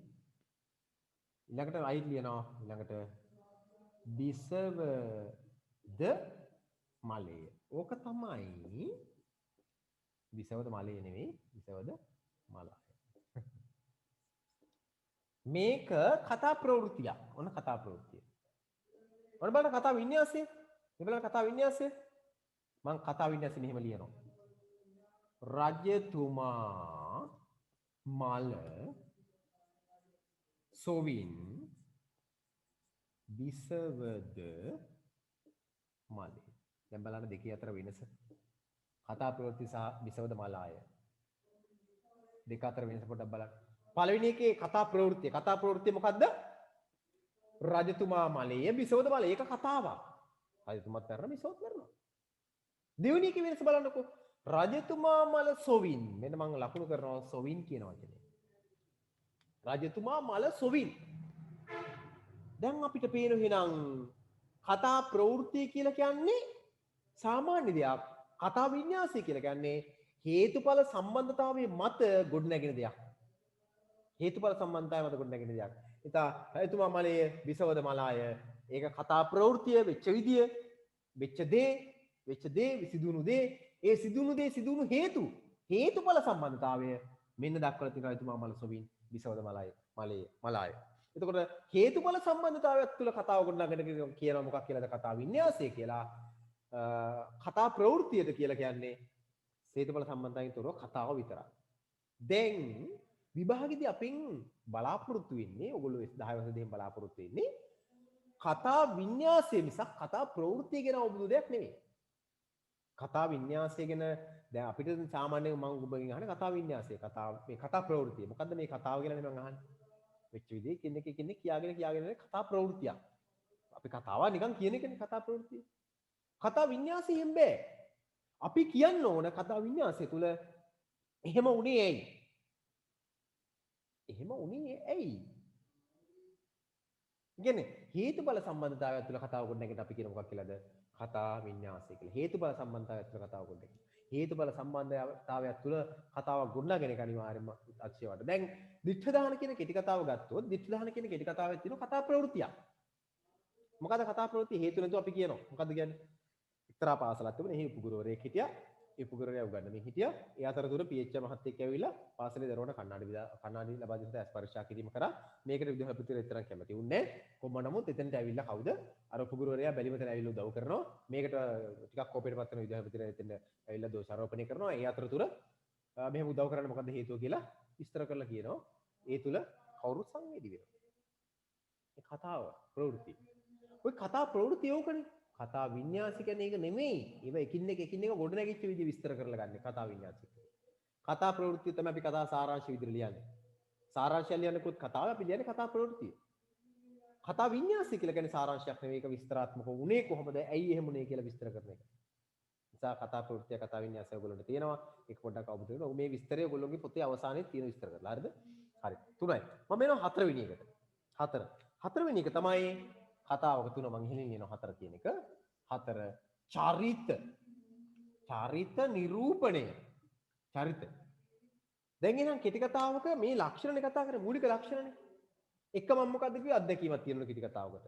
රචනා කරනකොට මූලික ලක්ෂණය අත්දැකීම. දෙවෙනි එක තමයි කතා ප්‍රවෘත්තිය. තුන්වෙනි එක තමයි කතා ප්‍රවෘත්තිය තුළ කතා වින්‍යාසයක් ගොඩ ගන්නට ඕනේ. කතා ප්‍රවෘත්තියක් ගැන විශ්වාසයක් නැහැ. කතා වින්‍යාසයක් තිබුණොත් තමයි කතාව ගැන විශ්වාසයක් තියෙන්නේ. අපිට මේ කතාව ඇත්ත වගේ තේරෙන්නේ වින්‍යාසයක්ම තියුන නිසා. හේතුඵල සම්බන්ධතාවය කතාව ගොඩනගලා තිබ්බනේ. හේතුඵල සම්බන්ධතාවය තුළ කතාව ගොඩනගලා තිබුණා. ඒ නිසා අපි කතාව විශ්වාස කරා. කතාව විශ්වාස කරන්නේ මොකක් නිසාද? කතාව වින්‍යාසයක් තිබෙන නිසා. ඊළඟට අපි කතා කරනවා චරිත කියලා කියන්නේ කෙටි කතාව ඉතාම වටින එකක්. චරිත කියලා ඉතාම වටින එකක්. ඒතර කෙටි කතාවක චරිත නිරූපණය අතිශය වැදගත්. යාට අනන්‍ය වූ භාෂාවකින් චරිත නිරූපණය සිදු කර ගන්න ඕන. චරිත නිරූපණය. චරිතවල ස්වභාවය ඒ කතාව ඔහුගේ චරිත නිරූපණය තුළ විස්තර වෙන්න ඕන. විදුහල්පතිවරයා කවර ආකාරයේ පුද්ගලයෙක්ද යන අපිට පෙන්වන්න කරන්නේ ඔහුගේ ඔහු ව්‍යවහාර කරන වචන වලින්. අපිට උපගුරුවරයා කොයි වගේ චරිතයක්ද කියලා අපිට දැනෙන්නේ ඔහු ව්‍යවහාර කරන වචන සහ ඔහුගේ ක්‍රියාකලාප යනුවනේ. චරිත හැසිරෙන ආකාරයෙන්. PH මහත්තයා මොන වගේ පුද්ගලයෙක්ද කියලා අපි හඳුනාගන්නේ ඔහුගේ වචන සහ ඔහු හැසිරෙන ආකාරයෙන් ඔහුගේ ක්‍රියාකලාපයෙන්.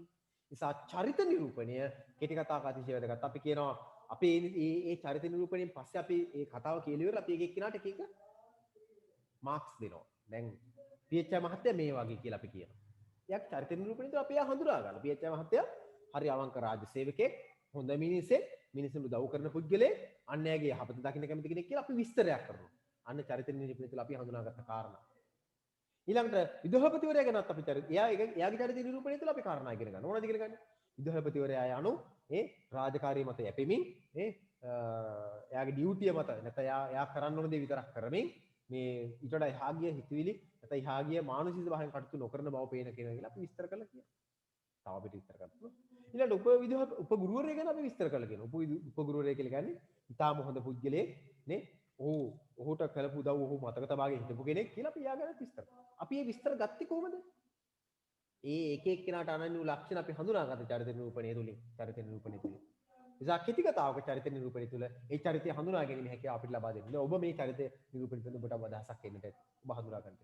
ඊළඟට මම යනවා පසුබිම. පහ. ඉහළට යන්නේ පහළට බඳ නිසා. පසුබිම. පසුබිම එහෙම නැත්නම් පරිසර වර්ණන. බලන්න පසුබිම නැත්නම් පරිසර වර්ණන. කෙටි කතාවක පසුබිම වර්ණනා කිරීමක් කරනවා. දැන් බලන්න මේක. මේ බලන්න. කතාව ආරම්භ වෙන්නේ මේකක් තියෙනවා. 30 වසරක සේවා කාලය තුළ සිරිසෝ මෙන් පෙර මෙබඳු ආකාරද බෙර මුහුණ පාන්න නැත.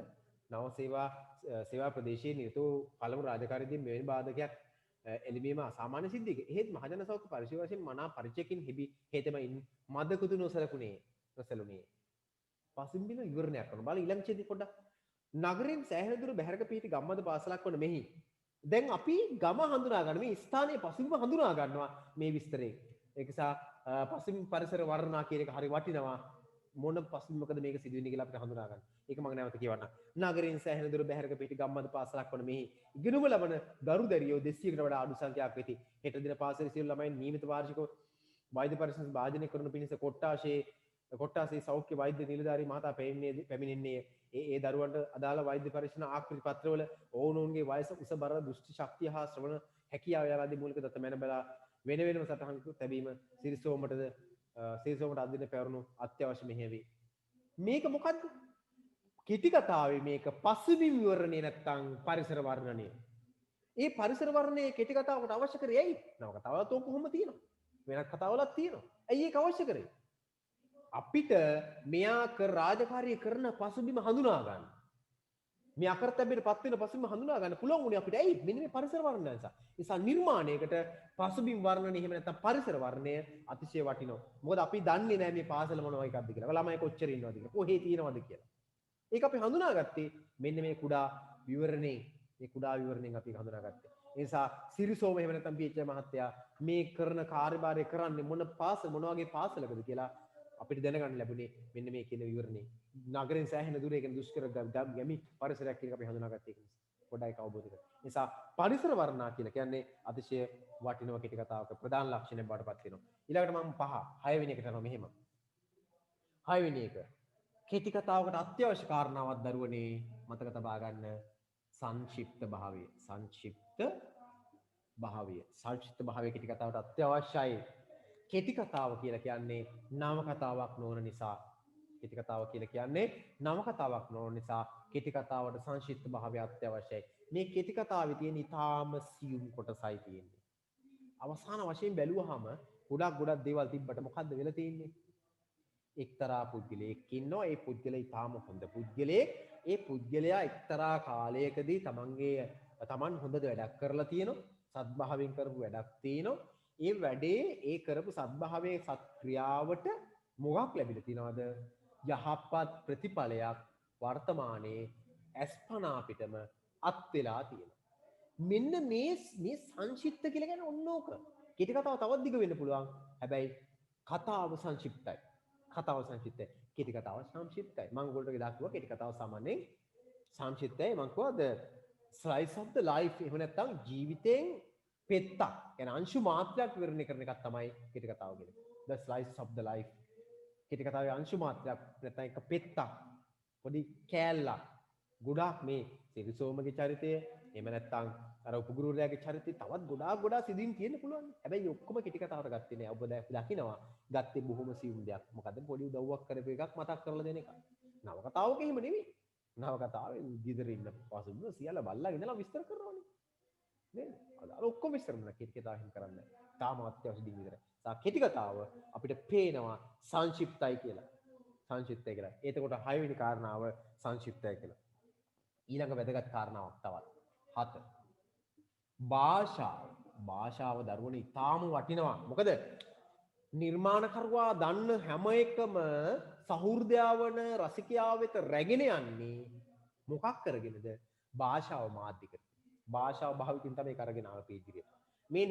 මේ රසය මේ බුද්ධිය මේ කෙටි කතා තුළින් සමාජයට ගත කරන හදන පණිවිඩය නිර්මාණකරුවට අපිට ගේන්න පුළුවන් වෙන්නේ මොකක් නිසාද? භාෂාව නිසා. ඒ කියන්නේ භාෂාව මාධ්‍ය කරගෙන තමයි කෙටි කතාව අපිට ගෙනල්ලා තියෙන්නේ, ඉදිරිපත් කරලා තියෙන්නේ.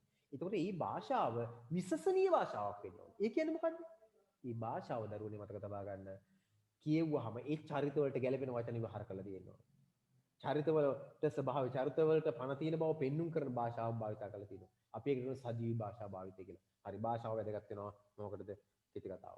ඊළඟට අට අවසානයක තව තියෙනවා මම මෙතන නවත්තනවා දෘෂ්ටි කෝණය. දෘෂ්ටි කෝණය කියලා කියන්නේ දරුවනේ නිර්මාණයක් කරන දෘෂ්ටි කෝණ අපිට සාමාන්‍යයෙන් තුනක් විතර අපි හඳුනා ගන්නවා. ප්‍රධාන වශයෙන් දෙකයි ඔයගොල්ලෝ දන්නවා. එකක් තමයි උත්තම පුරුෂ දෘෂ්ටි කෝණය. අනෙක් එක තමයි ප්‍රථම පුරුෂ දෘෂ්ටි කෝණය. මොකද්ද උත්තම පුරුෂ ප්‍රථම පුරුෂ කියලා කියන්නේ? උත්තම පුරුෂ ප්‍රථම පුරුෂ කියලා කියන්නේ මොකද්ද? නිර්මාණයක් කරන්න පුළුවන් දෘෂ්ටි කෝණ දෙකක් තියෙනවා. උත්තම පුරුෂයෙන් කරන්නත් පුළුවන් ප්‍රථම පුරුෂයෙන් කරන්නත් පුළුවන්. හරි. මට කියන්න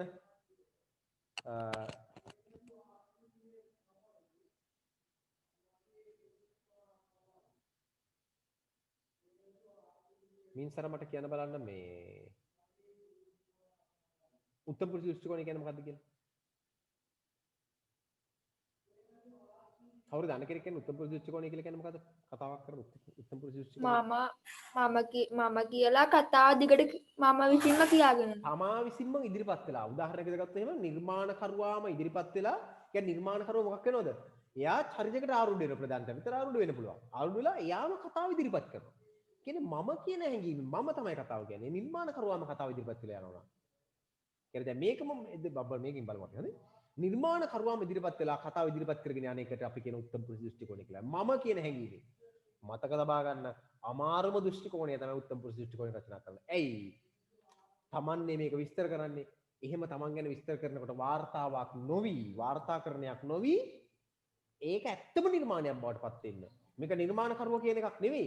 ඒ කතාවේ ඉන්නේ චරිතයක් කියන එකක් බවට පත් කරගන්න නිර්මාණකරුවා සෑහෙන්න භාවයක් තියෙනට ඕනේ. ඒ කියන්නේ ආට හැකියාව තියෙනට ඕනේ. ප්‍රථම පුරුෂ දෘෂ්ටි කෝණය කියලා කියන්නේ මම තෝතොපි කියන දෘෂ්ටියෙන් තොරව විවිධ අය කතාව ඉදිරිපත් කරගෙන යනවා. එක එක්කෙනා අම්මත් කතාව කියනවා, තාත්තත් කියනවා, අයියත් කියනවා නේද? ඔහුත් කියනවා, ඈත් කියනවා, ඔහුත් ඉදිරිපත් කරන කතාව කියනවා. කවුරුත් එකතු වෙලා කතාව ඉදිරිපත් කරන එකට කියනවා ප්‍රථම පුරුෂ දෘෂ්ටි කෝණය කියලා කියන්නේ. ප්‍රථම පුරුෂය. ඒතොර මම අපි කියන එකෙන් නෙවෙයි, තෝතොපි නුඹ කියන එකෙන් නෙවෙයි. ඊට වඩා වෙනස් එකකින් කතාව ඉදිරිපත් කරන. ඒ නිසා උත්තම පුරුෂය ප්‍රථම. දැන් ඔයගොල්ලෝගේ විෂය නිර්දේශ තුල සාකච්ඡා කරන්න නැති වුණාට මම තව දෘෂ්ටි කෝණයක් ඔයගොල්ලන්ට කියනවා. උත්තම පුරුෂ දෘෂ්ටි කෝණයයි ප්‍රථම පුරුෂ දෘෂ්ටි කෝණයයි දෙකම මිශ්‍ර වෙලා ඉන්න දෘෂ්ටි කෝණයක් තියෙනවා දරුවනේ. ගුරුවත් පොතේවත් ඔයගේ සඳහන් වෙන්නේ නැහැ. ඕල්ට අවශ්‍ය නැති නිසා මම නමුත් ඕකට මතක් කරලා තියාගන්න 10 වසරේ අපිට අවශ්‍ය කරන නිසාම ඒ තමයි සර්වවේදී දෘෂ්ටි කෝණය. සර්වවේදී දෘෂ්ටි කෝණය. සර්ව කියලා කියන්නේ පොදුයි කියන එක. ඒ කියන්නේ මේ සමහර කෙටි කතා නව කතා තියෙනවා. මමත් ඉදිරිපත් කළ කතාව කියනවා. ඔව්හු නැත්තම් ප්‍රථම පුරුෂයා ඉදිරිපත් කළ කතාව කියනවා. මමත් කියනවා ඔව්හුත් එකතුලා කතාව කියනවා. සර්වවේදී. කියන්නේ මේ දෙකේම එකතුවක්. උත්තම පුරුෂයයි ප්‍රථම පුරුෂයයි දෙගොල්ලම එකතු වෙලා කතාව ඉදිරිපත් කරන කෙටි කතාවක් තියෙනවා. ඒ නිසා අපිට පේනවා එහෙනම් දැන් ලක්ෂණ කීයක් අපි හඳුනාගත්තද කෙටි කතාවක? මේව නව කතාවලත් යම් ප්‍රමාණයෙන් තියෙනවා. එකින් එක කියාගෙන යන එකපාරක් මම අහනවා. ඔව් කියන්නේ. මේ චාරුවේද දෘෂ්ටි කෝණය යොදාගත්ත මේ කෙටි කතාවක් කියන්නකෝ. ඒ කියන්නේ නමක් කෙටි කතාවක නමක් නේද? කෙටි කතාවක් බලන්න ඕන පුතේ හරියට වෙන්නේ නැහැ මට එහෙම සර්වවේදී දෘෂ්ටි කෝණය ආපු කෙටි කතාව. බලමු මතක් වුණොත් දැන් මම ඔයගොල්ලන්ට කියන්නම්. හරිද? සර්වවේදී දෘෂ්ටි කෝණය. සාමාන්‍යයෙන් මතක තබා ගන්න කාරණා ටික අපි මම කරලා මතක් වුණාම මම කියන්න. මතක් වුණොත් දැන් කියන්න නැත්නම් මම අනිවාර්යයෙන් වෙලා හරි කියන්න. බලන්න අත්දැකීම. පළවෙනි එක මොකද්ද? නිර්මාණයක් කරන ඔබට තියෙන ඕන දෙයක් තමයි අත්දැකීම. නිර්මාණකරුවෙක් නම් ඔබට අත්දැකීම තියෙනවා. දෙක කතා ප්‍රවෘත්තිය තියෙන්නට. කතා ප්‍රවෘත්තියක් තියෙන්න ඕන. කතා ප්‍රවෘත්තියක් කොහෙන් හරි කතා ප්‍රවෘත්තියක් හොයාගන්න එපා. පත්තරය කියලා ගත්ත එකක් වෙන්න පුළුවන්. මං කියන්නේ පත්තරය කියලා ගන්න පුළුවන්. මේ Tamanටම කතා ප්‍රවෘත්තියක් තියෙන්න පුළුවන්. ඒක Tamanගේම අත්දැකීමක් කතා ප්‍රවෘත්තියක් වෙන්න පුළුවන්. පත්තරයක් කියලා ගත්ත එක කතා ප්‍රවෘත්තියක් අත්දැකීමක් වෙන්න පුළුවන්. අත්දැකීමක් කතා ප්‍රවෘත්තියක් වෙන්න පුළුවන්. වෙන කෙනෙක්ගෙන් අහලා ගත්ත අත්දැකීමක් කතා ප්‍රවෘත්තියක් වෙන්න පුළුවන්. එතකොට මේ කතා ප්‍රවෘත්තිය තුළ අපි මොකද්ද කරන්න ඕනේ? හොඳ නිර්මාණකරුවෙක් මොකද්ද කරන්න ඕනේ? මේ කතා ප්‍රවෘත්තිය සැබෑ එකක් බව පෙන්වන්න කරන්න අවශ්‍ය කරන විශ්වසනීයත්වය පාඨකයා තුළට ඇති වෙන විදිහට කතාව වින්‍යාසගත කරන්න ඕන. ඒ කියන්නේ මොකද්ද? හේතුඵල සම්බන්ධතාවය තුළ කතාව ගොතන්නට ඕන. හේතුඵල සම්මත. හේතුඵලය කියලා කියන්නේ මොකද්ද? බුද්ධාගමේ අප සංකල්පයට දන්නවනේ නේද? නේ හේතුඵල සම්මතය නේද? අර මතක නේද? අවිද්‍යාව පත්‍ය සංඛාරා, සංඛාර පත්‍ය විඥාන, විඥාන පත්‍ය නාම රූපං, නාම රූප පත්‍ය සලආයතන, සලආයතන පත්‍ය පස්ස, පස්ස පත්‍ය වේදනා, වේදනා පත්‍ය තණ්හා, තණ්හා පත්‍ය උපාදාන. ඔහොම කියලා කියනෝනේ නේද? පටිච්චසමුප්පාදේ. ඒක තමයි මේ කියන්නේ. කියන්නේ හැම එකක් මොකක් හරි දෙයක් ඇති වුණා නම් හේතුවක් තියෙනවා. මොකක් හරි එකක් ඇති වුණා නම් හේතුවක් තියෙනවා. අවිද්‍යාවපත්‍ය සංකාර. අවිද්‍යාව නැත්නම් නොදැනීම නිසා සංස්කාර ඇති වෙනවා. එහෙම අර කියනෝනේ විස්තර කරගෙන යනෝනේ. ඒ චක්‍රයක් වගේ කීටි කතාවත් එහෙම වෙන්න ඕනේ. කියන්නේ අර අවිද්‍යාවපත්‍ය සංකාර තියෙන්න ඕනේ නෙමෙයි. කියන්නේ මොන හරි දෙයක් වෙනවා නම් ඒකට හේතුවක් තියෙනවා. හේතුඵල සම්බන්ධතාවය තුළ කතාව ගොඩනගට අපි කියන කතා වින්‍යාස කියලා. 3. හතරවෙනි එක තමයි චරිත නිරූපණය කීටි කතාව අතිශය වැදගත්. චරිත අපි හඳුනා ගන්න චරිත නිරූපණය තුළ. නිසා චරිත නිරූපණය පිළිබඳව තාම සැලකිලිමත් වෙන්න ඕන. මේ චරිත නිරූපණය පිළිබඳව. පසුබිම නැත්තම් පරිසර වර්ණ අතිශය වැදගත්. මොකද කතාව හඳුනාගන්නේ ඒවා තුලින් අපි දැක්කර කතාවේ පාසල තියෙන ප්‍රදේශය කොහොමද ළමයි කොච්චර ඉන්නවද කොහොමද කියලා මේ මෙයා කරන්න යන්නේ මොකක්ද කියලා අපි හඳුනාගත්තේ විස්තරේ. පරිසර වර්ණාවෙන් නැත්තම් පසුබිම වර්ණේ. ඊට පස්සේ 7 6 සංක්ෂිප්ත භාවය වැදගත් වෙන කෙටි කතාවකට. මොකද කෙටි කතාව දීර්ඝුණුත් කෙටි කතාවක් වෙන්නේ නැහැ. නව කතාවක් වෙනවනේ. ඒ නිසා සංක්ෂිප්ත භාවය කෙටි කතාවට තියෙනවා. මොකද බොහොම සියුම් දෙයක් විස්තර කරන නිසා. 7 භාෂාව වැදගත්. භාෂාව තුළින් අපි චරිත හඳුනා ගන්න. චරිත මොන වගේද කියලා භාෂාව තුළින් හඳුනා ගන්න. භාෂාව කියන්නේ අතිශය වැදගත්. භාෂාව ඒ පරිසරයට, ඒ සමාජයට, ඒ චරිතවලට ඔබින ගැළපෙන භාෂාවක් වෙන්න ඕනේ. විදුහල්පතිවරට ගැළපෙන භාෂාවක් ඒ වචනේ හරහා එන්න ඕනේ. එයාගේ කටින් පිට වෙන්න ඕනේ. උපගුරුවරයාට ගැළපෙන භාෂාවක් එයා කටින් පිට වෙන අවස්ථාව වෙන්නට ඕනේ. සයි භාෂාවත් අතිශය වැදගත්. ඊළඟට අවසානයක් ගත්තොත් එහෙනම් දෘෂ්ටි කෝණය ප්‍රථම පුරුෂ උත්තම පුරුෂ සහ සර්වවේදී කියන දෘෂ්ටි කෝණ දෙකක් තියෙනවා. ඔයගොල්ලෝ ප්‍රථම පුරුෂ දෘෂ්ටි කෝණය සර්වවේදී දෘෂ්ටි කෝණය විතරක් දැන්ට අවබෝධ කරගෙන තබා ගන්න. එහෙනම් දැන් ඉවර නෑ. අපි දැන් මෙන්න මේ හැම එකෙම මේ මට දැන් කියන්නේ දෘෂ්ටි කෝණය පිළිබඳ මේකේ උදාහරණයක්. කවුද මේ කතාව ඉදිරිපත් කළේ කරන්නේ? කවුද මේ කතාව කරන්න ඉදිරිපත් වෙලා? මොන දෘෂ්ටි කෝණයෙන්ද මේ කතාව රචනා කරලා තියෙන්නේ එතකොට? මේ නිර්මාණය කරලා තියෙන දෘෂ්ටි කෝණය. දන්න කෙනෙක් පොඩ්ඩක් මතක් කරන්න. මේ නිර්මාණය කරලා තියෙන දෘෂ්ටි කෝණය. චාර්වේද දෘෂ්ටි කෝණය. සර්වවේදී දෘෂ්ටි කෝණය.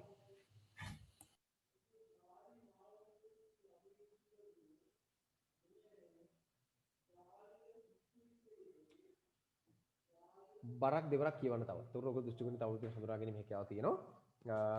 ඊළඟට දැන් මම වෙලාව ඉක්තු වෙගෙන යන නිසා ඉතාම ඉක්මනින් යනවා මේකේ. ඔයගොල්ලෝ මේකේ අවස්ථා සම්බන්ධය පිළිබඳව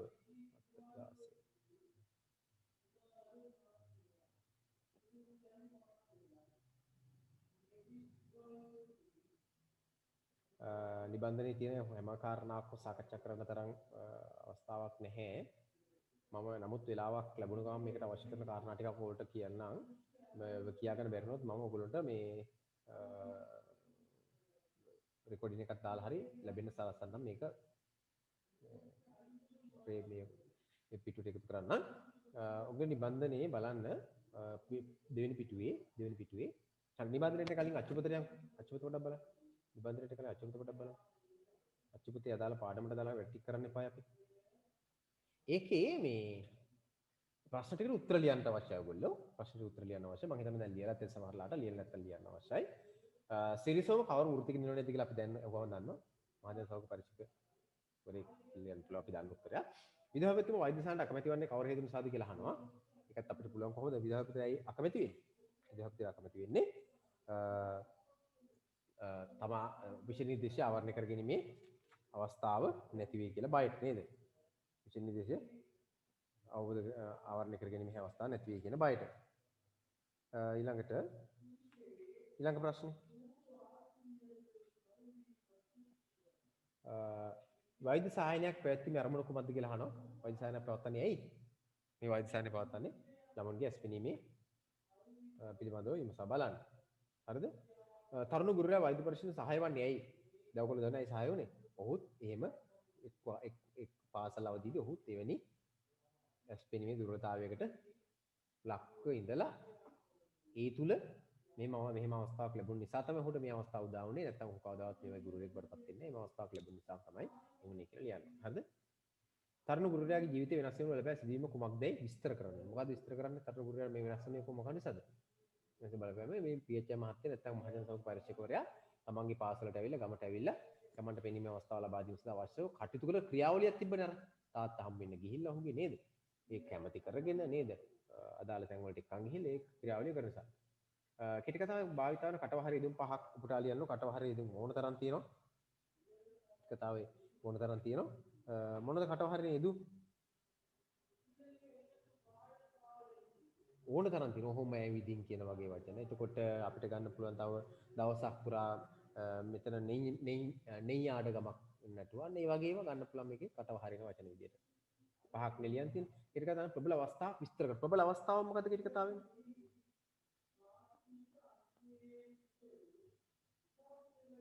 මෙන්න මේ ප්‍රකාශය දින අවස්ථාව. පාඩමේ. මොකද්ද ප්‍රකාශය? මේ ඉන්නේ නිකන් හිස් මිනිස්සෙක් නෙවෙයි. මේ ඉන්නේ නිකන් හිස් මිනිස්සෙක් නෙවෙයි කියලා ප්‍රකාශ කරන සර් මතු බුදු වෙන්න පෙරම් පුරන බෝධිසත් උත්තමේ. සර් මතු බුදු වෙන්න පෙරම් පුරන බෝධිසත් උත්තමේ මයි කියලා අදරත් හිතෙනවා. අන්නේ තාම ප්‍රබල අවස්ථාව. කිටි කතාවේ ප්‍රබලම සිදුවීමේ අවස්ථාව. ඒ කියන්නේ අර එහෙම කියලා අර උපගුරුවරයා මොකක් කරනවද?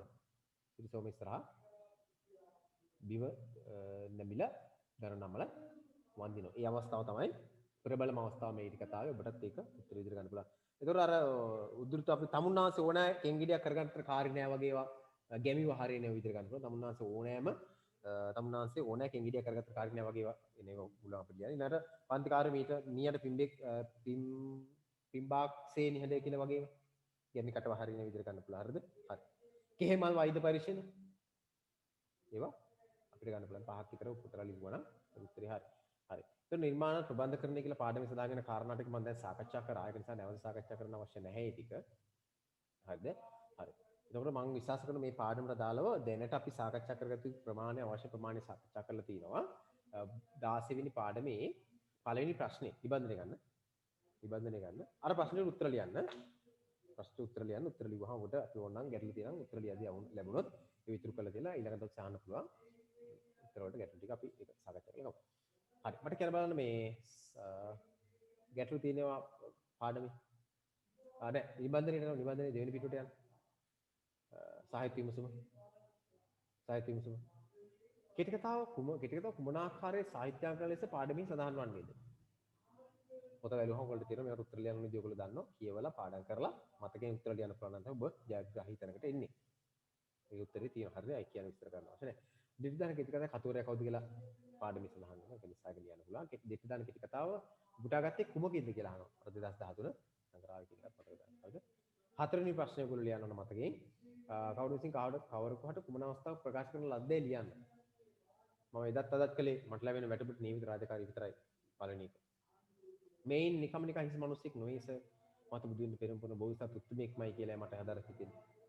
කියන්න පුළුවන් ඔයගොල්ලෝ. ඊළඟට ඒ ආධාරයෙන් ගත්තු කන්නඩි කුට්ටමේට පින් සිද්ධ වෙන්න මම අදත් මෙතන. හරිද? අන්න ඒ වගේ උද්දෘත තියෙනවා. ඒ උද්දෘත ටිකට උත්තර ලියන්නට ඕන. උද්දෘත යම් ප්‍රමාණයක් තියෙන. ඒ ප්‍රමාණයට උත්තර ටික ලියන්න.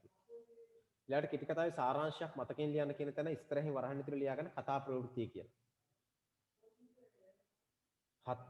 පස්වෙනි ප්‍රශ්නේ ඉස්සරහින් කෙටි කතාවේ කතාසාරය මතකයෙන් ලියන්න කියලා තියෙනවනේ ප්‍රශ්නයක්. එතන ලියන්න කතා ප්‍රවෘත්තිය ලියන්න කියලා. කතා ප්‍රවෘත්තිය. කතා ප්‍රවෘත්තිය තමයි කතාවේ සාරාංශය වඩ. හරිද? හරි. සිරිසෝමගේ චරිතය. චරිත ලක්ෂණ කීපයක් ලියන්න තියෙන්නේ මෙතන. අංක කරලා තරු ලකුණු දාලා පහක් ලියන්න තියෙනවා. අපි ඒක ඊළඟ දවස් කතා කරමු. සිරිසෝමගේ චරිතය ලක්ෂණ, සුගුණපාලගේ චරිතය ලක්ෂණ, විදුහල්පතිවරගේ චරිතය ලක්ෂණ කියලා අපිට එකින් එක ඒ අයට චරිත ලක්ෂණ 4-5ක් ලියන්න පුළුවන්කම තියෙනවා. මම කතා කරන වෙලාවක් වලදී දැන් මේ එකින් එක අරගෙන ජීවන අත්දැකීම් පැහැදිලි කරන ඉතුරු ටික නම් පුළුවන් දැන් අපි සාකච්ඡා කරන්න පස්වෙනි වර්ණයේ සංක්ෂිප්ත භාවය නිර්මාණාත්මක භාවය ඒක ලියන්න පුළුවන් ඔයගොල්ලෝ. මම කතා කරලා තියෙනවා.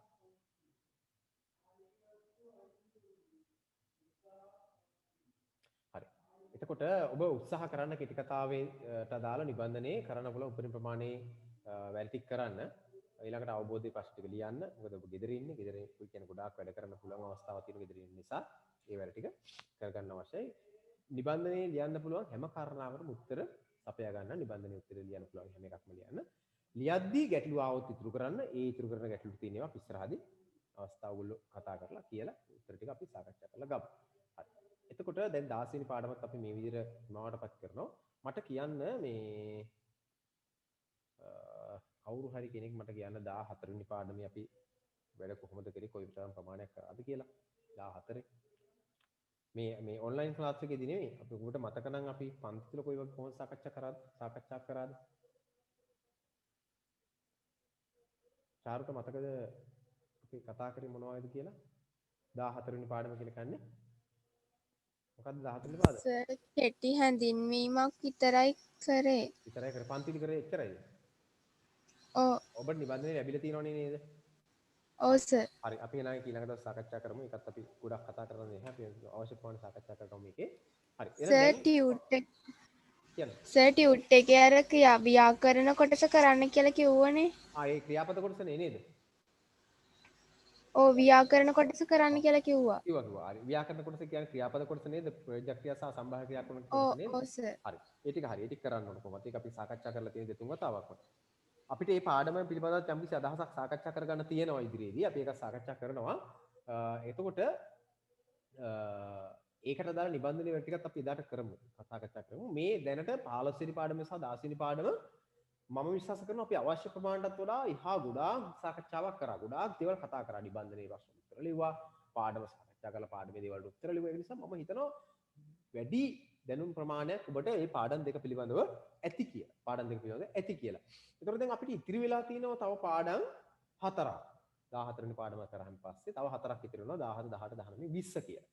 හරිද? එතකොට අපේ 17 වෙනි පාඩම 17 වෙනි පාඩම බවට පත් වෙන්නේ අභ්‍යවකාශ තාක්ෂණය පිළිබඳව ඉගෙන ගන්න පාඩම. ඔබ ඒක කියව ගන්න අවශ්‍යයි. අපි ඉදිරියට සාකච්ඡා කරමු. මේක යම් කාරණාත් එක්ක සාකච්ඡා කරගන්න ඕන දේවල්. විශේෂයෙන්ම අතසික්ලාක් මහතා පිළිබඳව. ඔබට මේ පාඩම හදලා තියෙන පැරණි විෂය නිර්දේශයේ අතසික්ලාක් මහතා පිළිබඳව තිබුණු පාඩමක් ඇසුරේ. නිසා ඔබ මේ පාඩම පුළුවන් නම් මේ පාඩමත් කියව ගන්න පැරණි පොතක් වගේ මේ පාඩමක් කියව ගන්න. නමුත් අපි මේක අභ්‍යවකාශ තාක්ෂණය පිළිබඳව ඉගෙන ගන්නට අවශ්‍යයි. ඊළඟට බිත්ති පුවත්පත් පිළිබඳව අපි සාකච්ඡාවක් කරන්න අවශ්‍යයි 17 වෙනි පාඩම ආශ්‍රයෙන්. 18 වෙනි පාඩම අපි කෙලිම 17 වෙනි පාඩම නම් අපේ දැනුමට 18 වෙනි පාඩම කෙලිම රචනාවක්. 18 වෙනි පාඩම කෙලිම රචනාවක්. පොතපතේ සරුදහම් කියන පාඩම. ඒ කියන්නේ සාර ධර්ම, යහපත් ගුණ ධර්ම පිළිබඳව සාහිත්‍ය ග්‍රන්ථවලින් යහපත් ගුණ ධර්ම ලැබෙන ආකාරය පිළිබඳව තමයි ඒකේ සාකච්ඡා කරන්නේ. 18 ඊළඟට 19 වෙනි පාඩමට ගියොත් 19 වෙනි පාඩමේ තියෙන්නේ අපිට තව ඊට පස්සේ ව්‍යාකරණ පාඩමකුත් තියෙනවා. අව්‍ය පද කියලා. ඒතකොට අපි දැන් ව්‍යාකරණ පාඩම් දෙකක් ඉතිරි. එකක් තමයි අර ප්‍රායෝගික ලේඛන වලට සාකච්ඡා කරන බලාපොරොත්තු වෙන කොටස. ඊළඟට අව්‍ය පද පාඩම කියලා එකක් තියෙනවා 18 වෙනි පාඩමේ. 19 වෙනි පාඩම බවට පත් වෙන්නේ අපේ 19 වෙනි පාඩම වෙන්නේ අපේ මේ රස විඳින දැනුම් මනා කියන පාඩම. සාහිත්‍ය පාඩම. ඔව් කියන්න. සර් මට පොඩ්ඩක් අර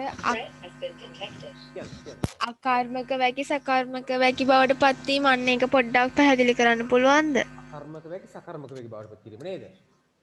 ඔව් සර්. අපි මෙන්න මෙහෙම උදාහරණයක් ගමු. ආව ගැටලු තියෙනවා අහන්න පුළුවන්.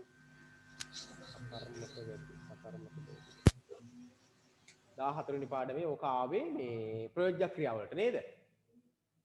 ප්‍රයෝජ්‍ය ක්‍රියාවලට ආපු පාඩම. හරි. ඔව් සර්. හරි ප්‍රයෝජ්‍ය ක්‍රියාවල. ඒක ඊට පල්ලෙහා තියෙන ප්‍රශ්නේතර සකර්මක ක්‍රියා ප්‍රයෝජ්‍ය ක්‍රියා බවට පත් කිරීම සකර්මක ක්‍රියා ප්‍රයෝජ්‍ය ක්‍රියා බවට පත් කිරීම. හරි. ඒ දෙක සාකච්ඡා කරමු. පොඩ්ඩක්. ඒ දෙක පොඩ්ඩක්. දැන් මේ බලන්න මම දැන් විලාව මදි ඔක්කොම ටික විස්තර කරනවා. දැන් පොඩ්ඩක් අහගන්න. මම පොඩ්ඩක් විතරක් කියන්නම්. ඊට පස්සේ ඊළඟ දවසේ ඔක සම්පූර්ණ විස්තර දෙන්නම්. තවත් දැනුම අවශ්‍ය නම් පොඩ්ඩක් බලන්න. ඒක මම හිතන්නේ අපි ඒක අභ්‍යාස ටික කරාද කියලා බලන්න බැරි වුණා. ඒකත් එක්ක ගන්න පුළුවන්. අකර්මක සහ සකර්මක කියලා කියන්නේ මතක තබා ගන්න සමහර ආඛ්‍යාත හේවත් අවසාන ක්‍රියාපද තියෙනවා. ඒ ආඛ්‍යාතයෙන් කර්මයක් යෙදෙන්නේ නැති ඒවා. දැන් උදාහරණයක් විදිහට ගත්තොත් එහෙම කර්මයක් යෙදෙන ක්‍රියා සහ කර්මයක් නොයෙදෙන ආඛ්‍යාත කියලා දෙකක් තියෙනවානේ. දැන් මෙහෙම කියමුකෝ. දැන් පොතේම තියෙනකොත් අපි ගත්තොත් දැන් මල්ලි අඬයි කියලා තියෙනවා. මල්ලි අඬයි. මල්ලි අඬයි කියවහම මේකේ කර්මයක් නෑනේ.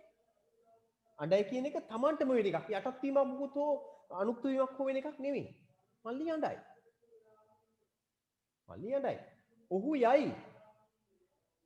දැන් ওই අකර්මක සකර්මක කියලා ගන්න දැන් බලන්න අකර්මක වැකියක් සකර්මක වැකියක් නම් පුළුවන් කර්ම සකර්මක කියලා කියන්නේ කර්මයක් තියෙන වැකිය කියන එකනේ. මේ බලන්නකෝ දැන් අකර්මක වැකිය මම ඉස්සෙල්ලා ලියන්නකෝ මේ බලන්න. ඔහු ගෙදර යයි. ඔහු ගෙදර යයි. මේක අකර්මකයි. මේක කර්මයක් නෑ. ගෙදර කියන්නේ කර්මය නෙවෙයි. කියන්නේ ගෙදර කියන්නේ මොහොතේ යටත් වෙච්ච පදේ නෙවෙයි. යනවා කියන එකට යටත් වෙච්ච පදේ නෙවෙයි ගෙදර කියලා කියන්නේ. ඔහු කරන එකක්. ඔහු ගෙදර යයි. ඊළඟට මේ බලන්නකෝ. ඔහු මල් කඩයි. ඔහු ගෙදර යයි ඔහු මල් කඩයි. මොනවද කියලා අහන්න බෑ. ඔහු මල් කඩයි. හරිද? එතකොට ඔහු ගෙදරයයි ඔහු මල් කඩයි. දැන් මේ වැකිය ඔය අකර්මක සකර්මක කියන එක හරියටම හඳුනා ගන්න පුළුවන් වෙන හේතුව තමයි දරුවනේ. දැන් ඔහු ගෙදරයයි කිව්වහම ඒ වැකියේ කර්මයක් නැහැ. කර්මයක් නැත්තම් ඒ එවැනි වැකියක් කර්මකාරකයක් කරන්න බෑ. ගෙදර යන්නේ කියලා කියන්න බෑ. ගෙදර යන එකක් නෙමෙයි කොහෙවත්. ඒකට මෙහි ඔහු කරන එකක් මේක. ඔහුට යටත් වෙච්ච මොනවත් නැහැ මේ ඇතුළේ තුල. ඔහු කරන එකක් කෙලින්ම. ඔහුට යටත් වෙච්ච කවුරුවත් නැහැ. කියන්නේ කර්මයක් නෑ මේකේ. හැබැයි මෙන්න මේකේ කර්මයක් තියෙනවා. ඔහු කඩයි. ඔහුව කැඩෙන්නේ නෙවෙයි ඔහු කඩයි. මොනවද ඔහු කඩන්නේ? ඔහු මල් කඩයි. මේ වැකි ඔහු යයි ඒක ඔහුමයි කරන්නේ. යන්නේ ඔහුමයි කරන්නේ. ඔහුටමයි වෙන්නේ. මෙතන ඔහු මල් කඩයි. මල් කඩනවා කොහොම ඔහුට වෙන එකක් නෙවෙයි. ඔහුව කැඩෙන එකක් නෙවෙයි වෙන්නේ මොකද්ද? මල් කැඩෙන එකක්. පැහැදිලිද?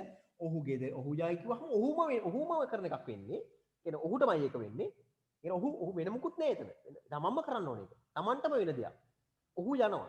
අපි හිතමු ගෙදර කියන වචනේ තියෙන නිසා මේක කර්මකාරක කර්මයක් කියලා හිතමු. එහෙම කරන්න බෑ. මොකද ගෙදර මේක කර්මකාරක වේකයක් කරන්න කිව්වොත් අපිට මෙහෙම ලියන්නේ ඔහු විසින් ගෙදර යැවේ. ගෙදර කියන එක යවන්න පුළුවන් එකක් නෙමෙයි. මේ වැකිට අදාළ අර්ථයෙන් ගත්තොත්. නිසා ඒක අකර්මකයි. කර්මයක් නෑ. කර්මයක් නොයදෙන ආඛ්‍යාතයක් තමයි යයි කියන්නේ. කර්මයක් දෙන්නේ නෑ ඒකට. යයි කියන්නේ කර්මයක් දෙන්නේ නෑ. ඊළඟට ඔහු මල් කඩයි කිව්වහම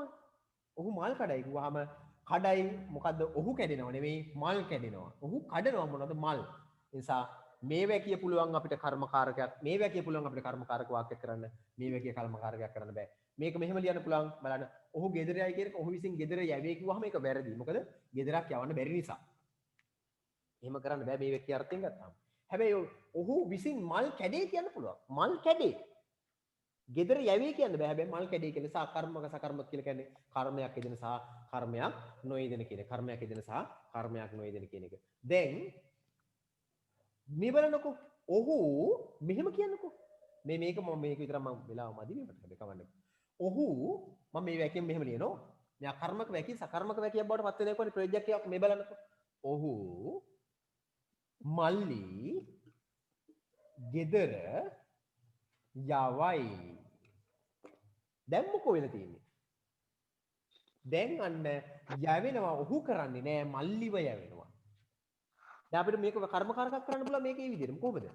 ඔහු විසින් මල්ලි ගෙදර යැවි මල්ලිව යවනවා මෙතන එක තිබ්බේ මෙතන යයි කියන එක තිබ්බේ අකර්මකව ඒ කියන්නේ කර්මයක් නැතිව කර්මයක් ගැන සඳහන් නැහැ Tamanට වෙන එකක් මෙතන කර්මයක් ගැන සඳහන් වෙනවා මොකද කර්මකාරක වැකියෙන් බඩපත් කිරීම හැකියාව තියෙනවා මොකද යයි කියන එක Taman කරා යවයි කිව්වහම එහෙනම් වෙන කවුරු හරිත් ගෙන්න ගන්නවා වගේ වෙනවා නැති කෙනෙක් ගෙන්න ගන්නවා අන්න කර්මයක් එනවා මෙතන කර්මයක් හිටියේ නැහැ මෙතන කර්මයක් ආවා හරිද ලක්ෂණීය දරුවනේ මතක තබා ගන්න අකර්මක නැත්තම් කර්මයක් නැති වැකියක් කවදාවත් කර්මකාරක වාක්‍යයක් කරන්න බෑ මේ වාක්‍ය කර්මකාරක කරන්න බෑ මේ වාක්‍ය කර්මකාරක කරන්න බෑ පොතේ තියෙන අපි වාක්‍ය ගත්ත ඔහු අඬයි කියලා ගත්තාම මේක කර්මකාරක කරන්න බෑ කර්මයක් නෑ මේකේ හැබැයි ඔහු මල් කඩයි කර්මකාරකව කරන්න පුළුවන් ඔහු මල්ලි ගෙදර යවයි කොහොම කර්මකාර කරන්න පුළුවන් දෙකම කර්මය තියෙන නිසා හරිද හරි දැන්ට ඒක විතරක් දැන්ට මතක තබා ගන්න ඊට අමතරව තව එකක් ඔයගොල්ලෝ අතුව මොකද්ද කිව්වේ මේ එකක් අර අකර්මක සකර්මක කතාව අනිත් එක මොකද්ද